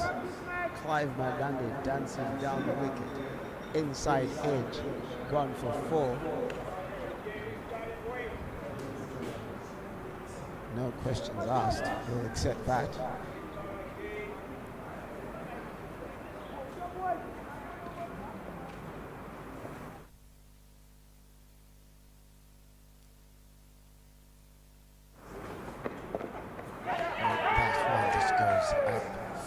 A bit more excitement from the field than from the bowler, to be honest. And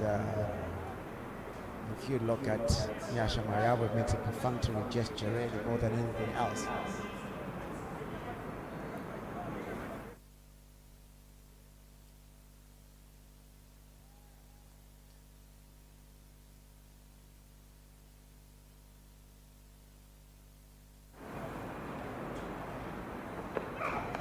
And at top edge, I'll tell you what, Clive Madande is not suffering any fools. He's just top edge that and has gone for 4. An inside edge after off the first delivery. And flashes hard at that one. It goes over the keeper. It's just a little bit wider from the keeper, to be honest. But no one had a chance of stopping that, and nobody really puts a fielder at fine.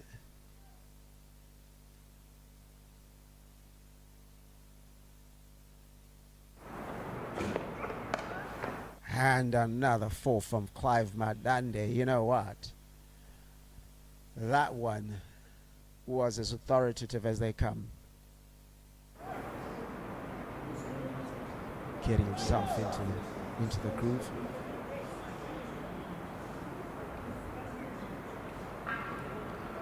Shame. Not sure if those 2 nasty deliveries from the previous over have suddenly woken the beast in. Clive Madande.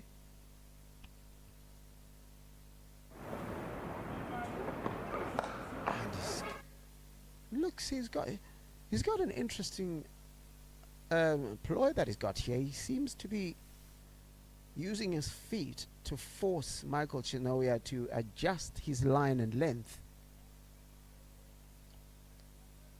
So that was a little bit shorter, I think. Michael Chinoya sees him coming down and bowls a little bit shorter. A very attacking Clive Madande here. Something that he's picked up, I think, in the last year.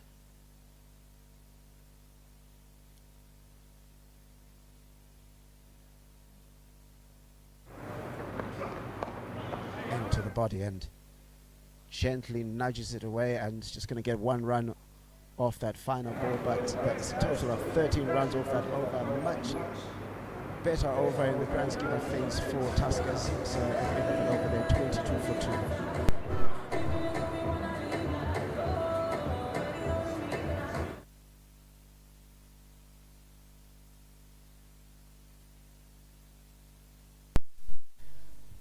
So remember that you can download the Zimbabwe Cricket app for free on the Google Play Store or on Apple's store, the iOS. And coming into the attack is a young man who excited all and sundry last night with his performance, Hendricks Macheke, on debut. Got 4 wickets.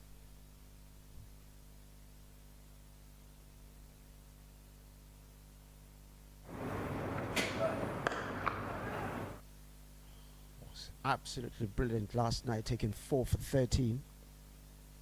I beg your pardon, 4 for 22 as man of the match performance. Getting rid of a very dangerous top order from the Mountaineers.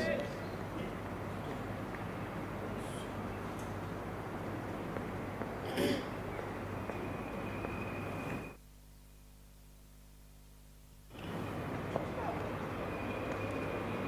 the umpire decides that is a no ball.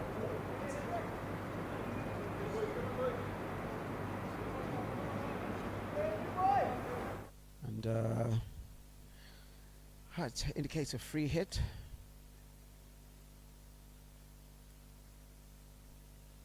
Hendricks Macheke. Oh, it's looking like he's really enjoying his cricket at the moment.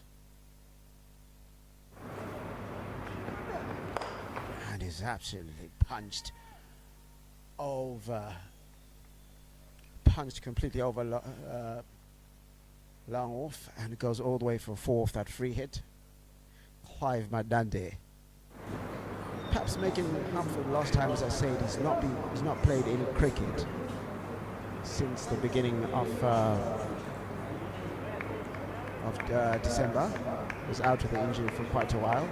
Missed out quite a lot of domestic and international cricket, but it's just absolutely heaved that.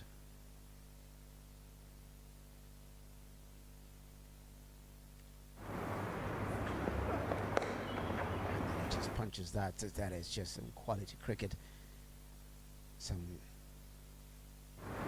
sort of cricket that the youngsters, if you're trying to tell them how to play cricket, batting, how to hit the ball, you can decide, okay, look, I can hit this youngster, this bowler for another boundary, try to hit it as hard as you can, but what you simply do there is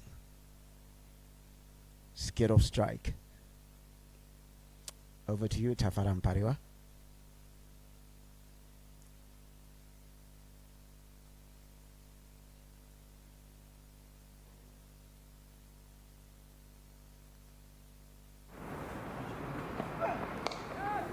And look at that, yo! If you are Hendricks Macheke, you're looking not a lot wrong with that delivery, but might have straight onto the pads. Not too much, but it's gone for a 4. And suddenly he's conceded 8. That one that's pulled to a deep backward square leg. Nobody in that region. Suddenly 2 for 2 is suddenly 32 for 2 in no time. And once again pulls it into the same area. It's almost, as I say, control V, if you're one of those people that is into computers. A copy paste. A replay. Pulled. Nobody had did backward square leg. I think Hendricks Macheke is going to have to think of something a little bit different, yeah? Especially given how vacant that area is, and he's asked someone to go into a field has gone far back there, I think. Quite the right decision.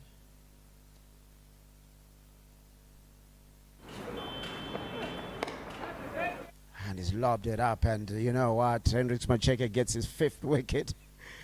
For an expensive over, ends it with a wicket, taking the wicket of Tafaram Pariwa. And Tafaram Pariwa is out. 36 for 3. Has gone for 10 runs off 6 balls. Hendricks Macheke 1 run, but 1 wicket, but conceded 14 runs off that over. And Tuskers are 36 for 3 after 5 overs.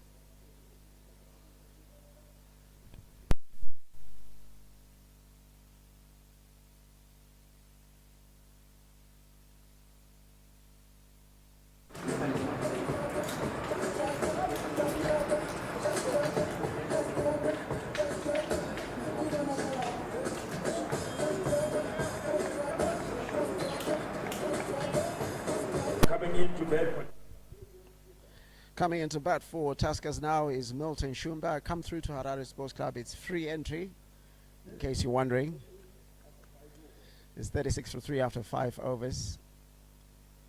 And earlier on, Rhinos made 169 for 5. Not much of a difference between the two sides at the same stage, except the wicket column.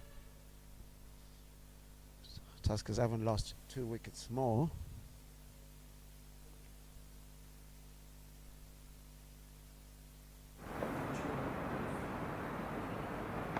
Michael Chinoya brings that down, and Clive Madande is really enjoying himself, I'll tell you that.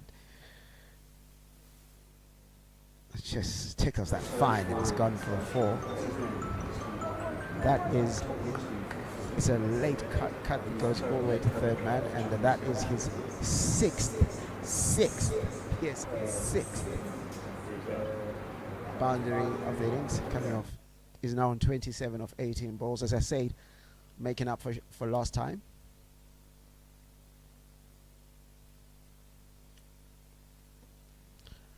As Michael Chinoya comes again, slight change to the field. Much better delivery, and Clive Madanda can only punch it. And it looks as if the plan is to get as many deliveries onto Clive Madande's off stump. But you've got to get him to play, I guess. And Madande dances down the field, I think, sort of expecting that. I'm not sure if might be because of those deliveries he failed to negotiate a little bit better when the short ball is coming. He's trying to negate the height and the height aspect, so that it doesn't have to deal with it at the crease after getting hit on the helmet earlier.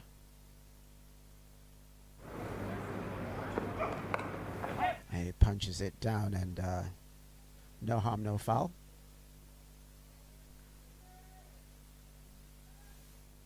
It's a great comeback from Michael Chinoya after conceding a 4 the first ball. The next 3 balls have been dot balls.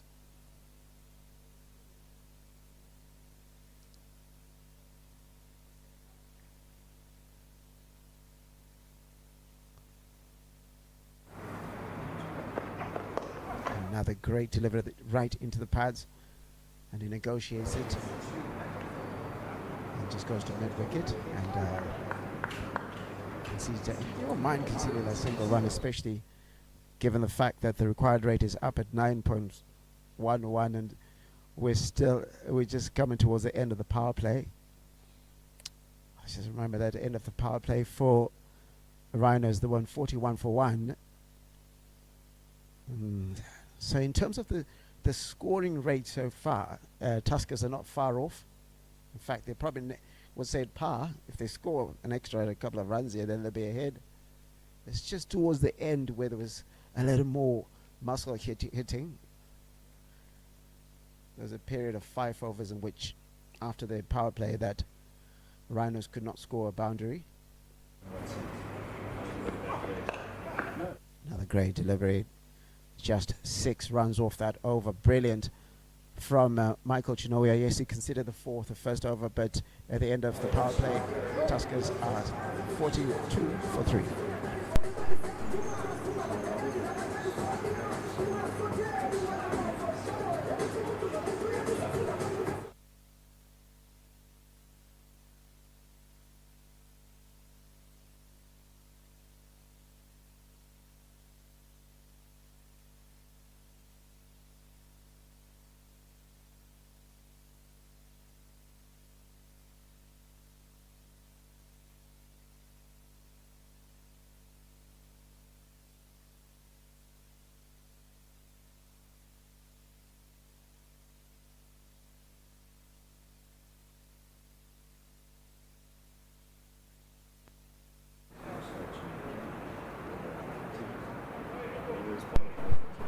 Coming into the action is Ryan Bowe, who has acquitted himself well, both locally and for the national team when it comes to his bowling exploits.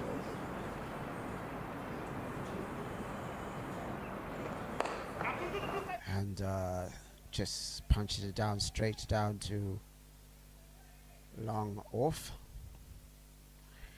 The first call was 2, but it's never on the cards.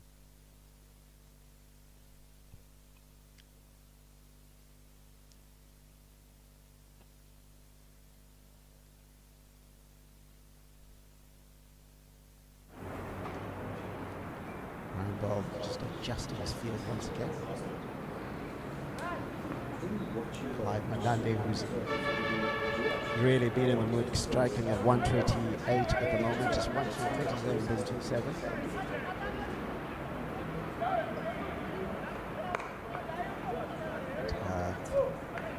Beautiful flights there. Perhaps a little bit of respect shown to Ryan Bowe by Clive Mandande. Again, he's a player I'll be very familiar with, often traveling together with the national team, so I know about him in the nets and other practice drills.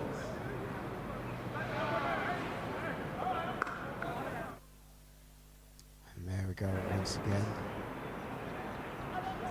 Very disciplined over from Ryan Bowe at the moment. Just conceded 2 runs off the first 4 balls.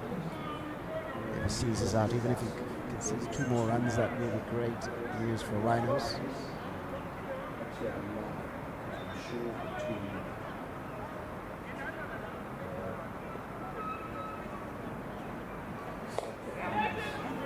And just punches it down. That won't hurt the Rhinos' effort, because as long as they know boundaries. At the moment the required rate is 9.49.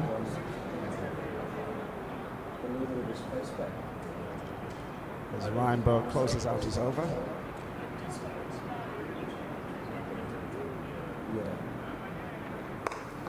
Now the beautiful delivery.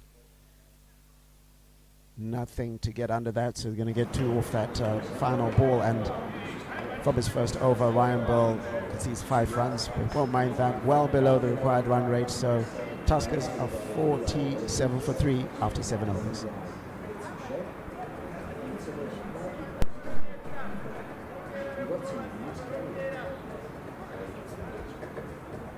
That's it.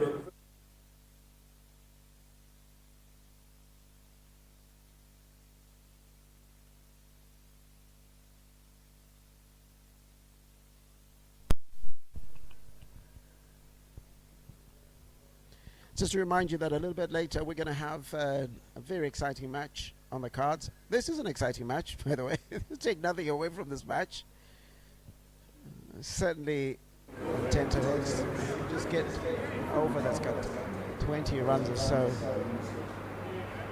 We could change this match. Brandon Mafuta comes into the attack. After all, taking pace off the ball worked a world of wonders.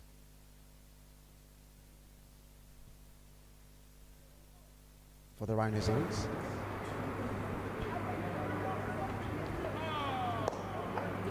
Just punches that down. No harm, no foul. Clive Mandande comes in to face that delivery. He's on 31 of 26.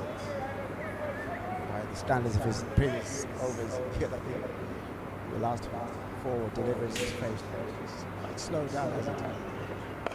And then he smacks that, and a misfield at extra cover allows them to scamper for a single. Milton Shunda gets back into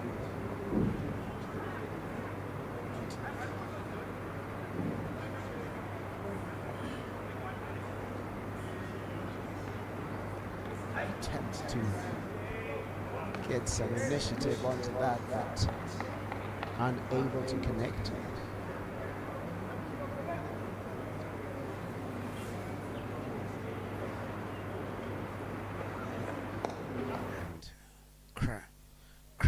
cramps him up with that particular delivery.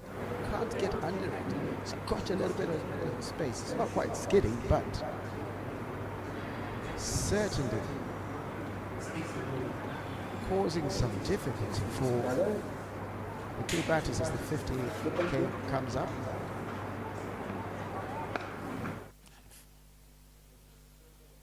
A bit of width in that delivery. It allows Clive Madande to free his arms, but there's someone down there.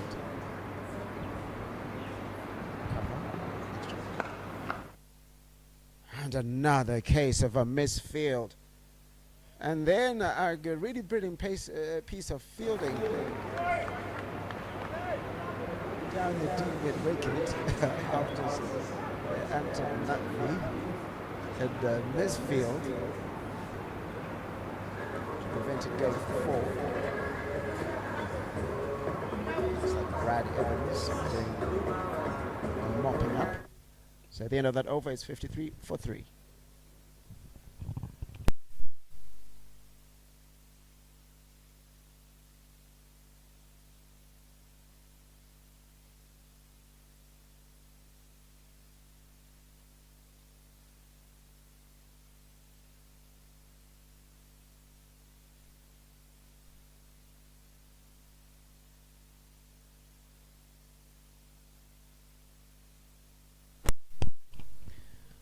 Ryan Bell continues.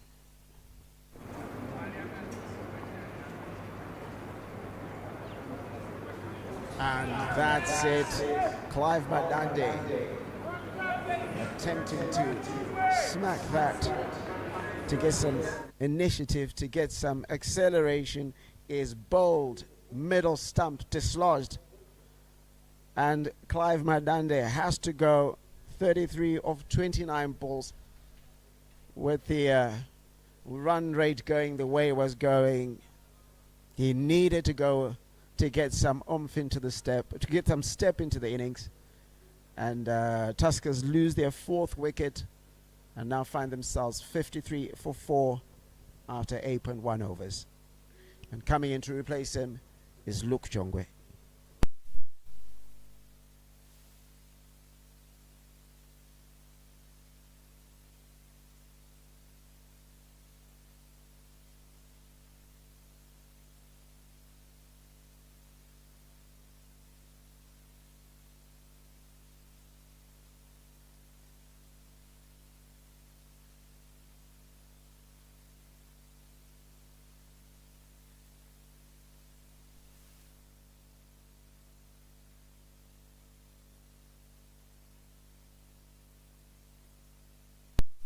So Ryan Bell getting his first wicket of the innings, bowling the attacking, I'll call him that because he's going for everything a little bit earlier.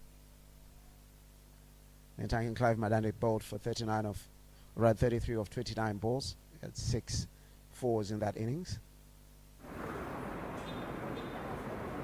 Luke Jongwe, very capable batter himself. Veteran, and looked to have hit that very well, but Ben Curran just allowed extra cover. Stop that, and tries it the other way. Gets himself a run. Gets himself off the mark. Does Luke Jongwe.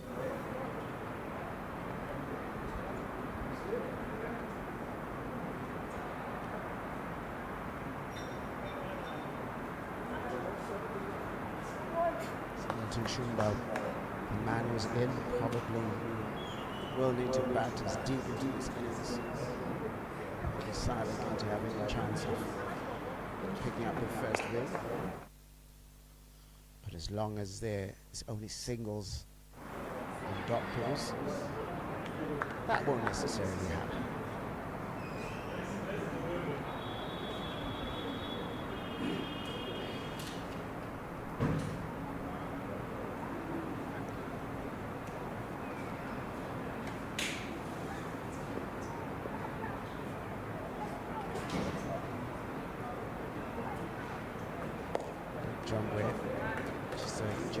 turn for that. And just gets the single off that. But again, it just doesn't seem as if there is much to extract on this end.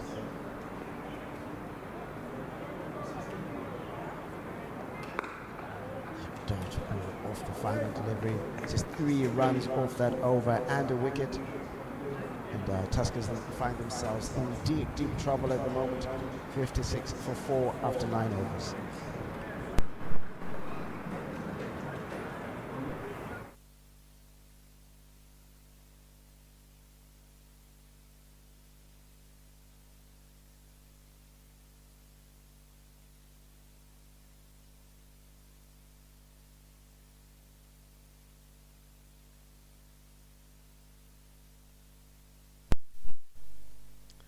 And the captain, Anton Nakvi, gets himself back into the attack. He bowled the second over of the innings, got himself a wicket and conceded only 1 run.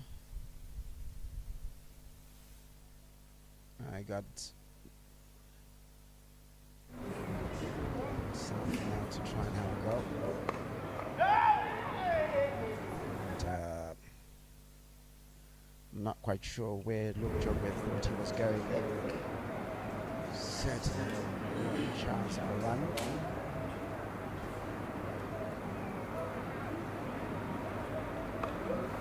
Oh, then finally finds the gap. It was the attempt at the same shot, the ball before, but this time he splits the 2 fielders, bisects them, as they say, and goes to dew point for 4.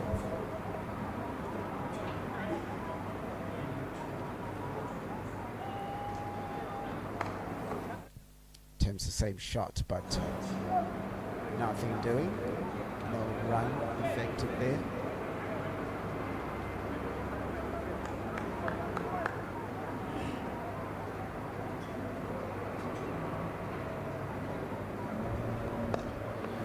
Then much quicker delivery,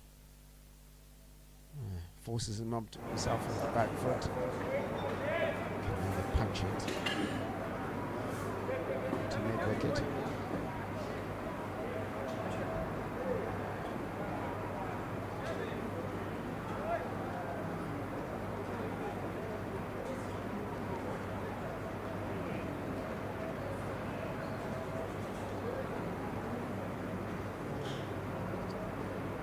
It's an okay over so far in the contest of the match for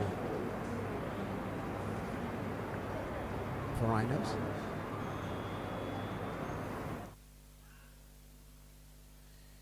An attempted sweep from Milton Shumba. He's been known to play a couple of those. I remember playing a couple of those away in Scotland when one Zimbabwe match. And poor shot, absolutely beautiful shot, and that goes all the way for 40 in that over. So 9 runs off that particular over, and Tuskers find themselves 65 for 4, and it's trails.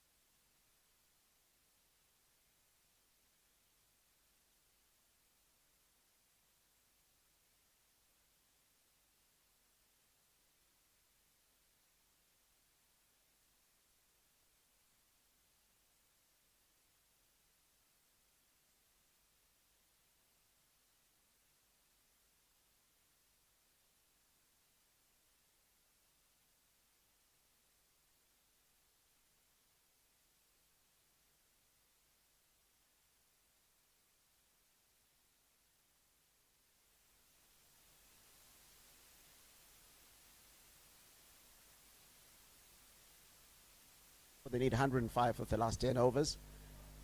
A steep task, so very easy on the mathematical front. 10.5 and over. Earlier on, Rhinos scored 169 for 5. And Tuskers are currently 65 for 4. At the crease are Milton Shumba, who's on 12 of 11, and Luke Jongwe, who's on 7 of 7. And coming into the attack now, and actually continuing the attack, is Ryan Burl. Got the massive wicket of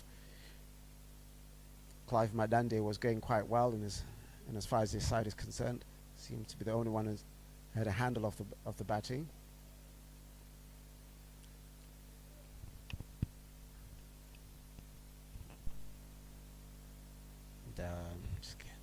Luke Jongwe just gets himself off strike there. Well, need a little bit more than that if they are to win this match, will Tuskers. Otherwise, it'll be very difficult for them to see themselves in the reckoning when it comes to get into the final on Sunday. Attempted late cut, finds his way to gully.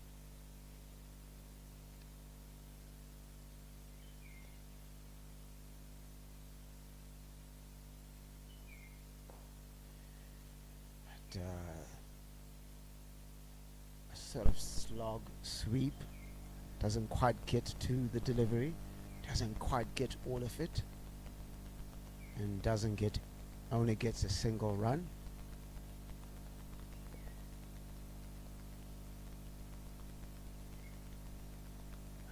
And another cheeky little late cut, but doesn't go very far.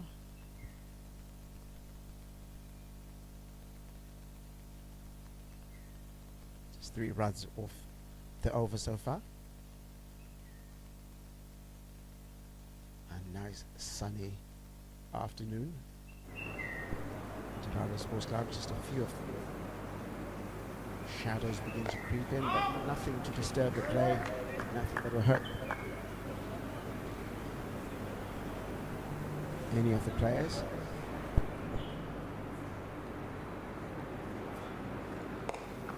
And his top is gone up, and it is taken.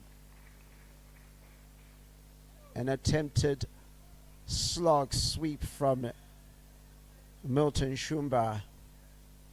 Doesn't quite get all of it, and looks as if that didn't quite get onto where he wanted on the bat, and it's gone all the way up. And Milton Shumba has to go for 13. Goes for 13 or 15, caught by Brandon Mavuta at long off, and Tuskers find themselves 68 for 5, with Ryan Burl getting his second wicket at the end of that over. So after 11 overs, is 68 for 5.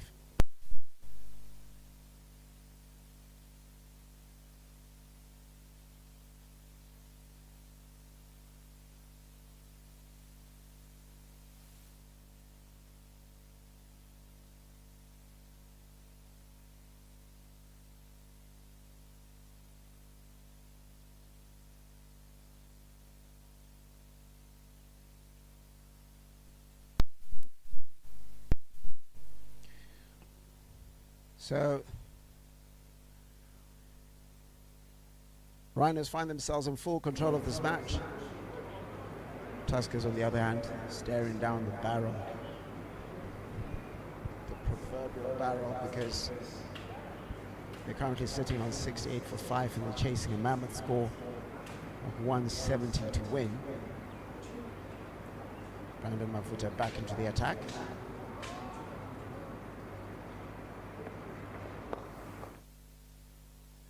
And the sort of deliveries that you got from Ainsley Ndlovu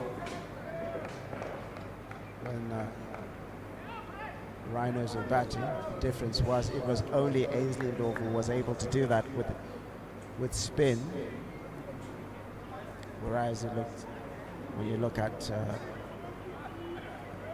Rhinos, Brandon Mavuta's got that up his sleeve, so does Ryan Pearl.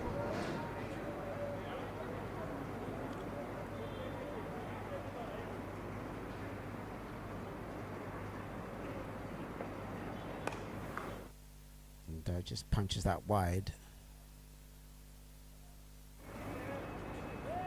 And Ashishim sort of being the batter who's come in. The wicket keeper took a brilliant catch earlier on.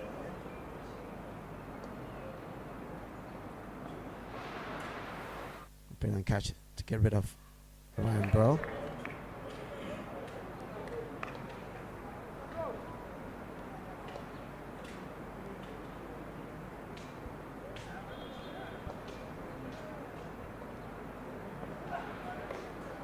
Again, some really decent, more than decent bowling. Although I think, to be fair, Tuskers are not necessarily forcing the issue here.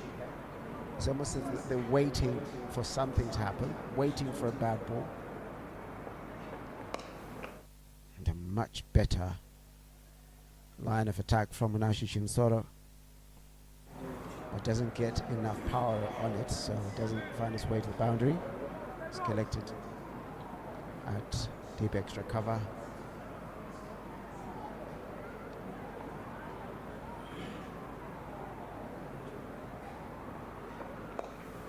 And hits it into the same area. This time is able to beat the fielder, and it gets himself a boundary, or need a bag of those. And at the end of the 12th over, it's 77 for 5.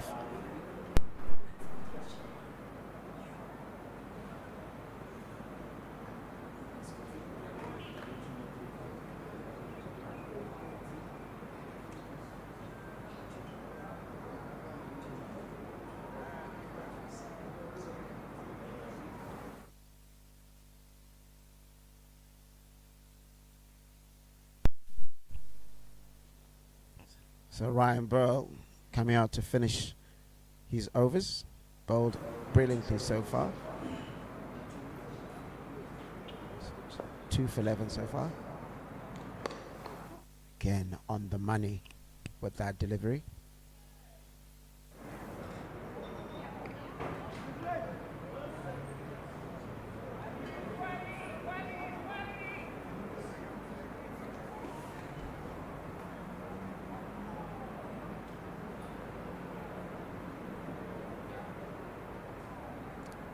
We've got a crowd that is expecting something to happen, but not quite.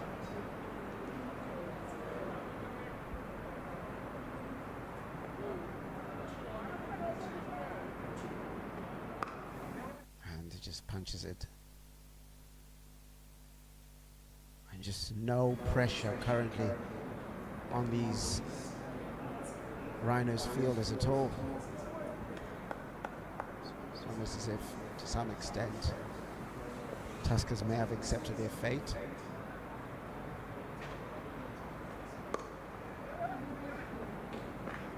Almost as if not sure whether to move forward, play the back foot, play the front foot.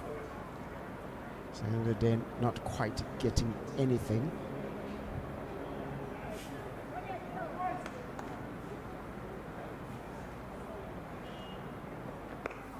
Attempted heave from Nashish Sora. What you say about Nashish Sora is he is trying to get some muscle into that, not quite getting the timing right, but he's not just trying to get by, so to speak.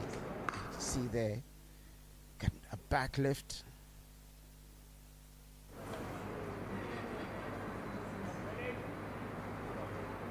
Getting into the final ball of the over, and Ryan Burrell's final ball in this match.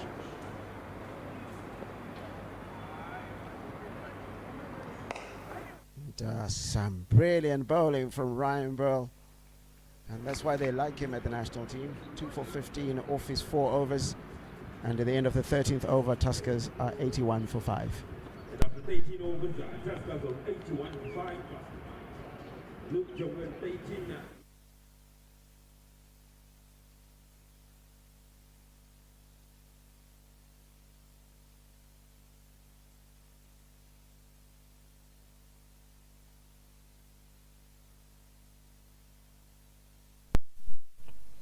And it's Brandon Mavuta to carry on for the attack, and why wouldn't you?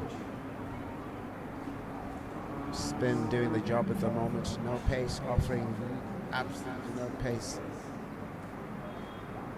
So the batters cannot use anything.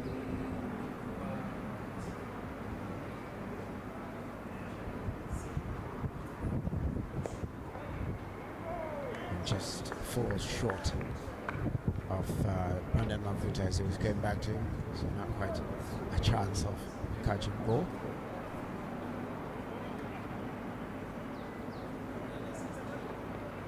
Oh, just over. So close. Nashi Chinsora is not hanging about in one.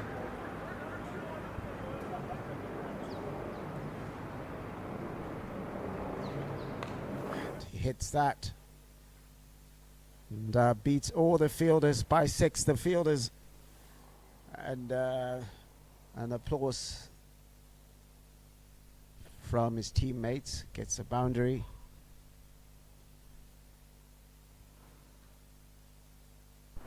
And Mavuta will be disappointed with the width he offered to Munashi Chimsoro there.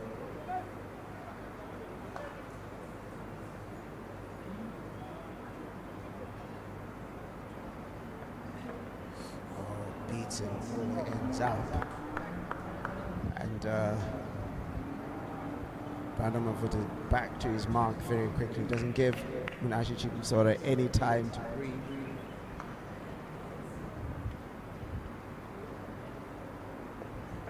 Oh, what a delivery! And I'll tell you what, Yasha Mayava enjoyed that a lot, because he's taken that and absolutely, I'd say, Mahendra Singh Dhoni's-esque in one motion, absolutely stumped Munashi Chimsoro. Is nowhere, no man's land, and Munashi Chimsoro entertaining, even though not much is going for periods. He's stumped for 13 runs, and now Tuskers find themselves 85 for 6 after 13.5 overs. The next batter in, beginning among the bowlers now, Ernest Masuru. Just to remind you that at 6:30 p.m. we're going to have the big tie between Southern Rocks, who'll be playing their first match of the tournament today, opening the account, or hoping to open the account, when they take on the Eagles, a very stacked Eagles.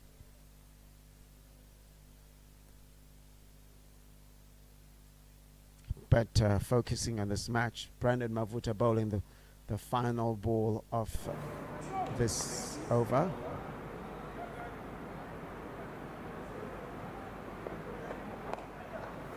And Ernest Masugu survives, so at the end of that over, it's 86 for 6 after 14.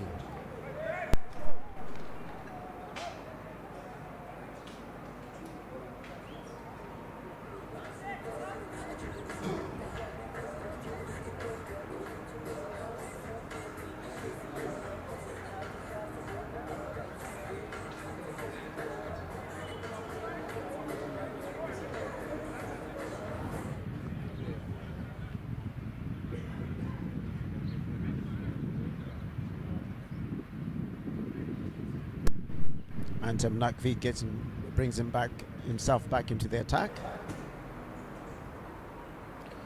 No point in trying to get the likes of Hendricks Macheke in at this stage. Something that you normally do, maybe give him a bit of confidence after he went for plenty earlier, but Anton Nakvi going for the jugular, you'd think.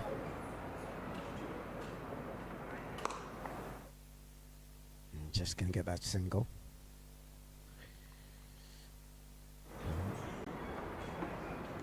Nakvi after 2 overs is 1 for 10. Conceded 9 runs off his second.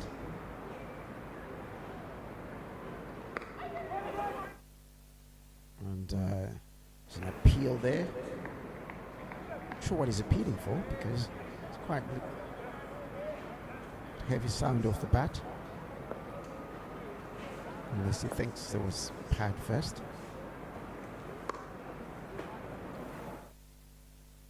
And just going to get a single off that.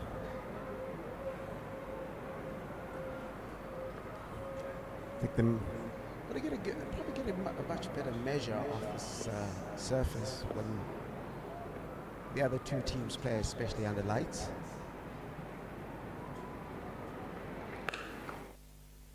Now Ernest Masugu punches that down. Just a single once again. Too deep extra cover.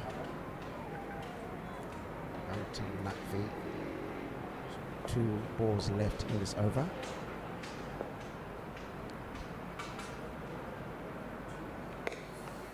And as long as you're getting those that are going nowhere really, a misfield at they're able to run 2. So might annoy Antek Nakvi just a little bit, but not too much given where the match is.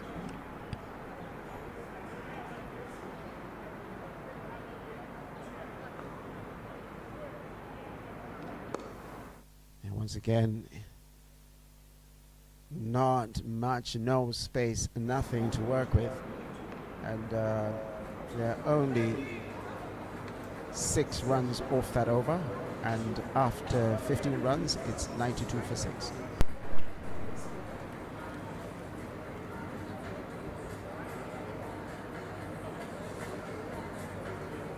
$96 for 2. After 50.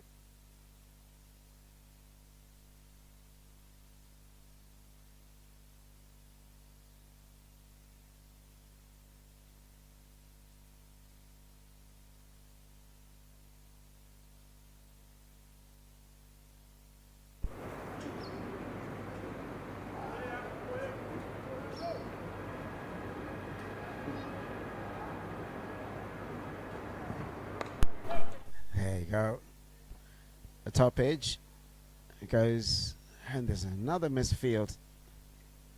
I know, you know what, if I'm Adam Chief or the coach of the Rhinos, and I know that they've pretty much for all intents and purposes got this one in the bag, I'm quite disappointed some of the indiscipline in the field, especially after they've realized they've got it in the bag.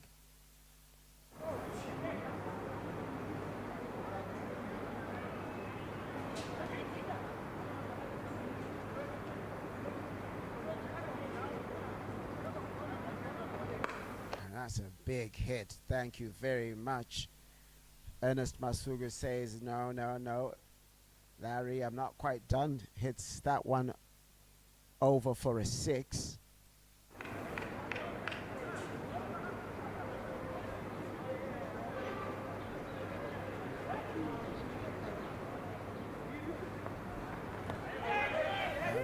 Edge doesn't quite carry.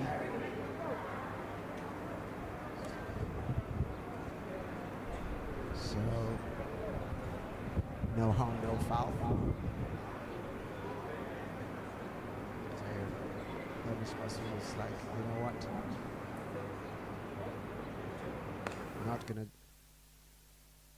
You're gonna die trying.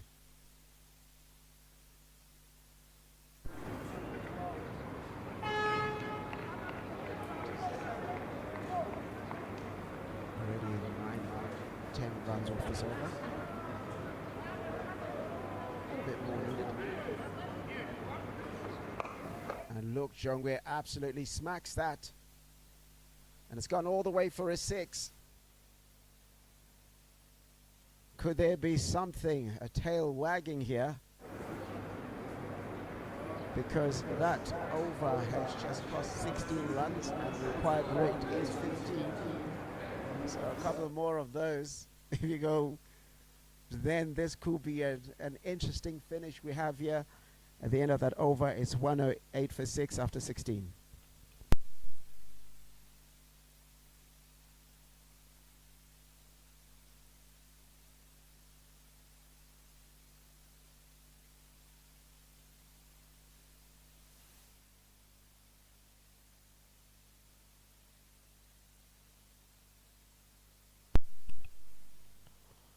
Coming back into the attack is Hendricks.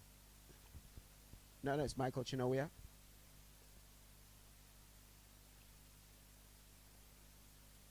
Coming into bowl his third over. He's gone for considered 19 runs. Has not taken a wicket. It's going to 9.5. If they could get that 9.5 and find a 6 from somewhere, they'll say thank you very much.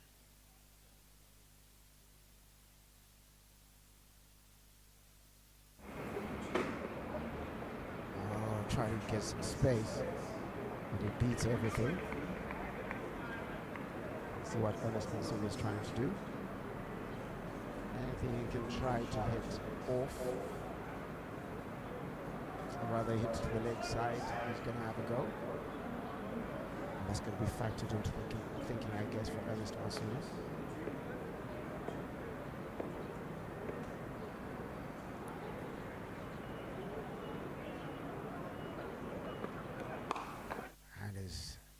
Forced him into a full shot with a delivery that just went a little bit big on him, and Ernest Masugu has to go. Another catch for Ryan Burl in this match, and he catches him at mid-off, and Ernest Masugu has gone for I'd say hard-working, a gutsy 10 off 8 balls, and now Tuskers find themselves 108 for 7.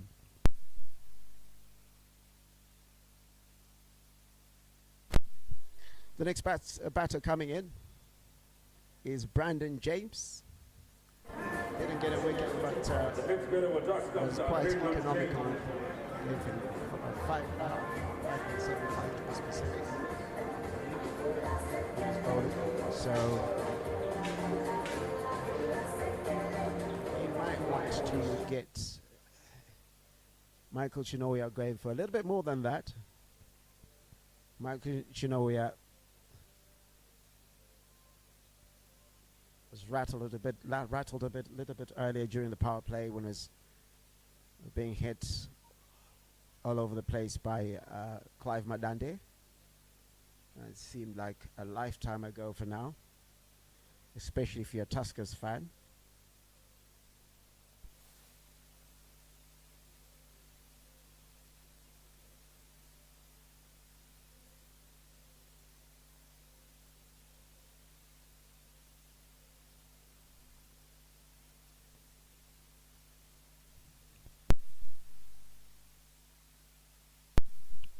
It seems there's just some minor repairs to the equipment from Luke Jongwe, just the handle of his bat. But we're ready to resume. Rhinos about to make it 2 wins out of 2, unless something unexpected happens here.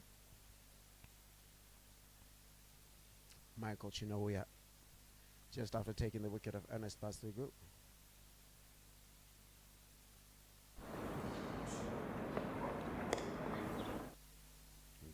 Brandon James immediately gets off the mark. It's a busy little cricketer.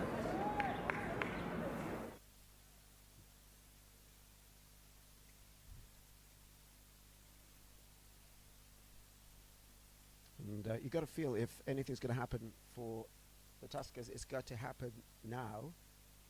Can't think about, you know what, we could try and have a go in the last 3 overs. Jongwe hits that and can only find mid-off, straight at mid-off, and that's another dot ball.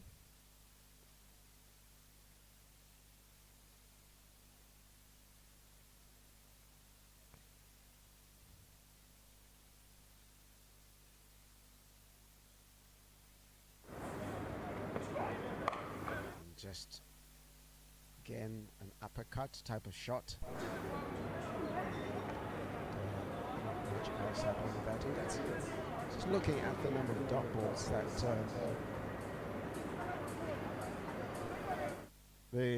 that Tuskers have had in this innings. It's about 35 dot balls. So haven't covered themselves in glory.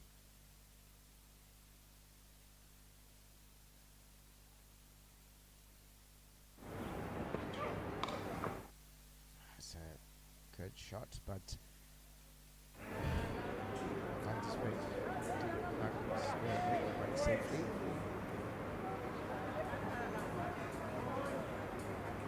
And at the end of that over is 1-1-1 for seconds. 111 for seven now, out of 17 overs.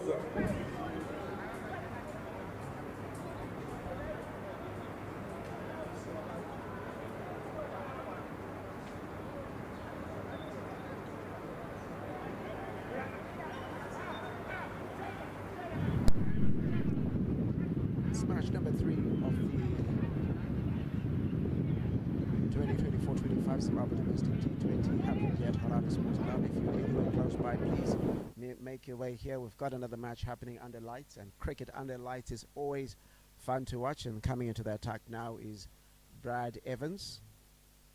It's been miserly 2 overs, 1 for 8. And yesterday against Mountaineers, he cleaned up the tail. Could he be coming to do the same here?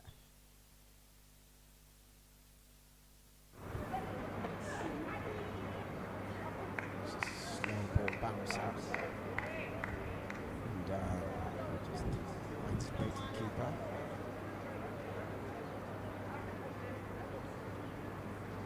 It's good.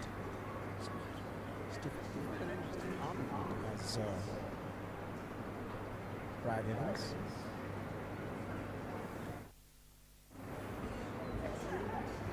Another brilliant delivery. A lot of those deliveries were too good for the Tuskers openers. Probably would be quite difficult for the Tuskers lower order batters, and Luke Jongwe probably going to Brandon James, probably ask him to just get off the strike. Just to find a way to get off the strike, I beg your pardon. Tempted pull. The umpire says 1 for the over.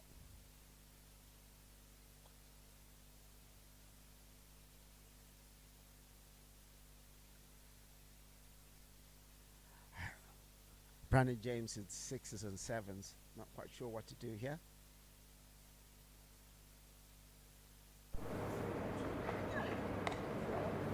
Finally is able to get bat to ball. A couple of fresh air misses. Still Brad Evans bowling brilliantly. 2 balls to go in the over, just conceded 1 in this over.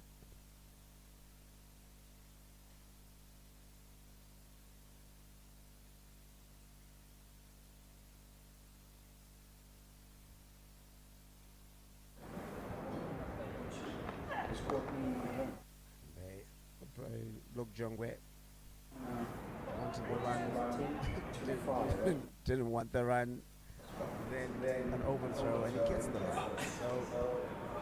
So it's as if both sides of players are going through the motions right now, which is a bit unfortunate, because for any bowler at the moment there are wickets to be taken.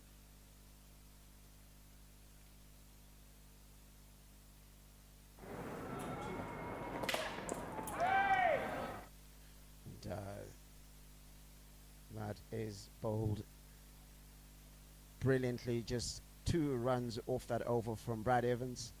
Is 113 for 7 after 18.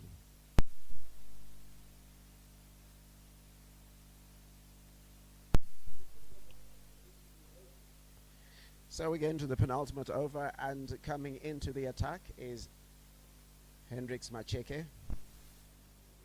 Went for 14 off his only over, but was able to take a big wicket at the end of it.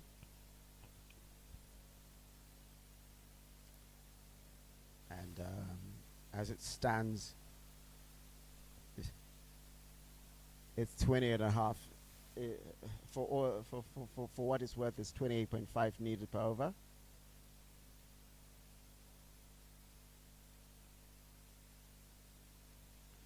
Which is 2 overs to go.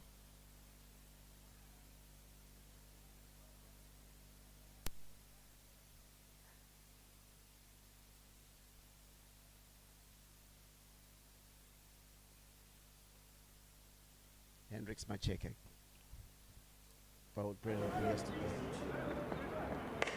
And Luke Jongwe takes him and deposits him.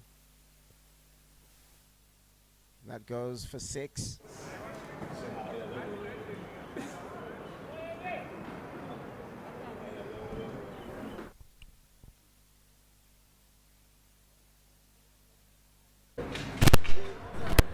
Fantastic joining you, Larry. Came to the party a bit late, but it's towards the end of the Tuskers innings. Luke Jongwe trying to amp up things, but he loses his wicket, and at the moment, Tuskers 198.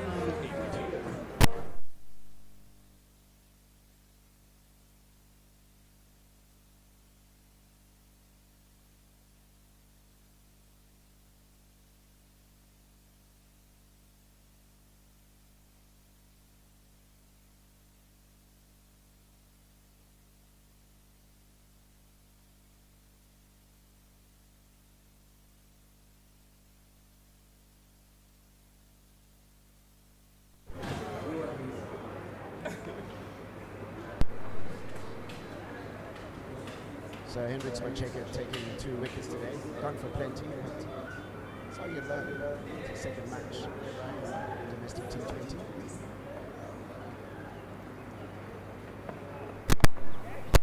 And it gets balls quite brilliantly. Yeah, so short pitch delivery on that occasion, and straying leg side, an easy pull away for Ansley, who just walked in to pick up his first boundary of the first ball. It's just a matter now of just how much Tuskers can be able to get in these last few deliveries, just to get a decent score and try and lessen the defeat by net run rate.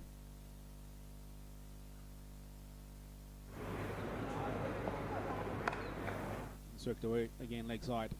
I'll just pick up 1. Harry, you've been here from the start of the match. How do you deduce how these two teams have gone about it? I think the difference really has been how you know, Brandon James took a lot of pace off the ball, and that you saw that with Brad Evans. Just going to talk about that more after this delivery. Slow delivery. Marked away again, just leg side. It'll be 1.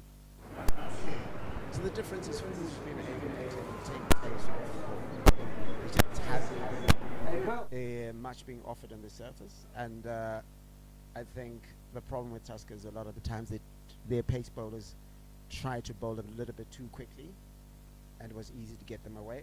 But when they bowled a lot more variation, they were a lot more difficult to hit. Pulled away again this time. Taken. That's a good catch taken out there. That should be Msekiwa Tashinga. Picks up, catch off the strike of Anzilovu, trying to aim for a big one. It seems to be the longer side of the boundary. Not able to clear it. He'll depart for 5 runs that is put up on the board. And there will be Tuskers at 125 for the loss of 9 wickets.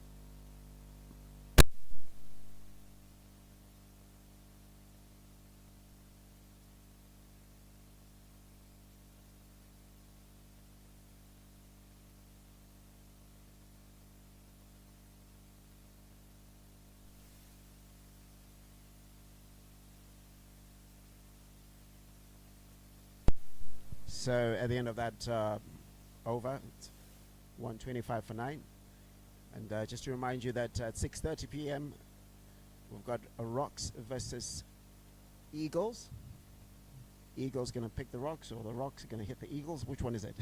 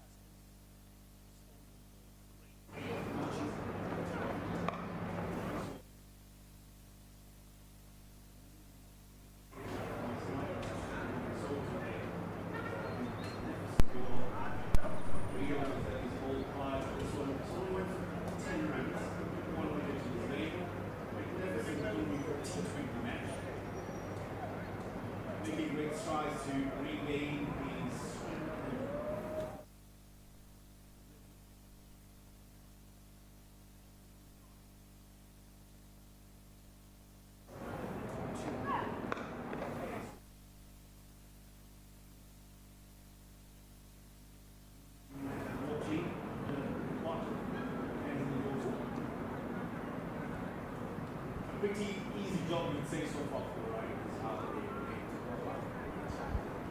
I mean, I think they will think themselves unlucky not to have won either one of the other tournaments.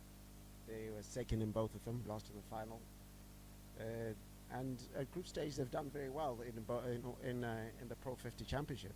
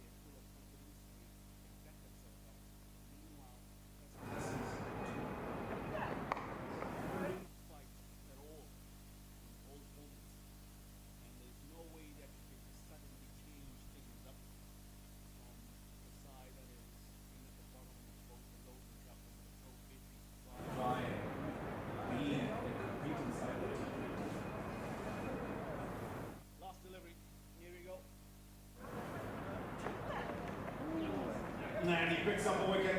So it'll be 2 wickets that Reddy Evans will have, and it'll pretty much sum up a good afternoon for Rhinos, who will clear up Tuskers 127 all out. And will win this one by 42 runs. Yes, a very efficient efficient performance from Rhinos. I'll tell you what, earlier on, after the first 6 overs, there was a very disciplined bowling that came from the Tuskers side, but towards the end, some really big muscle hitting from Tashingam Sekiwa and Ryan Burl got them over the mark. And just to go through the innings that Rhinos had made 169 for 5 after opting to bat and after winning the toss. And the top scorer was Ryan Burl with 37. Captain Antam Nagvi made 33. And then after that, you also had Kevin Kasuza with 29, Ben Curran with 25, and then Tashingam Sekiwa with that important 18 of 8. In terms of the bowling, Ainsley Ndlovu took 3 for 15, pick of the bowlers for the Tuskers, while the only other wicket to go was from Luke Jongwe with 1 for 45. So it'll be 2-2 for Rhinos. Meanwhile, just having a look at the Tuskers betting card. Really nothing to write home about except for Clive Madanda's performance of 33 from 29 and the top score that was done by Luke Jongwe. Valiant effort of 34, just of 27 with a strike rate of 125. Those were the only two that were able really to try and push the Tuskers agenda, only getting them to 127.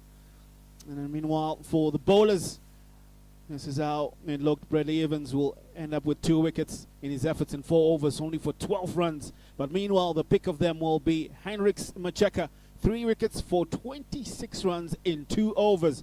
Might say that went for plenty, but the important column, that's the wickets one, picked up 3. Ryan Bell 2, Brendan Mavuta also 1 up in the wickets column. Pretty much a good job all around from the bowling efforts of Rhinos. But you quite rightly, like you said earlier on, the Rhinos will go into this particular tournament knowing that they have done the big business. They came second in the Logan Cup, came second in the Pro 50 Championship. They'll want to go one step further when it comes to the domestic T20. For now, we're going to take a break. We're going to come back at 6:30, where we're going to have the match between Rocks and Eagles. Are you going to pick anyone on that one? We'll see when we see the team cards. Especially with Sikandar Raza, you never know. All right, see you guys later.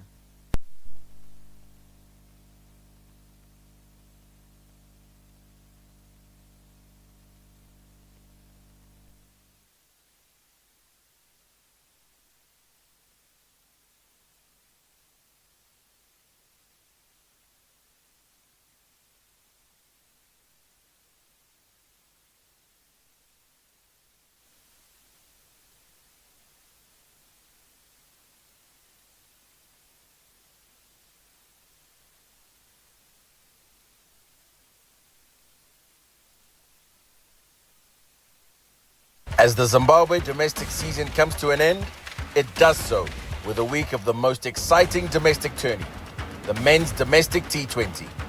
Will the Mountaineers continue to assert their dominance and make it a treble-winning season?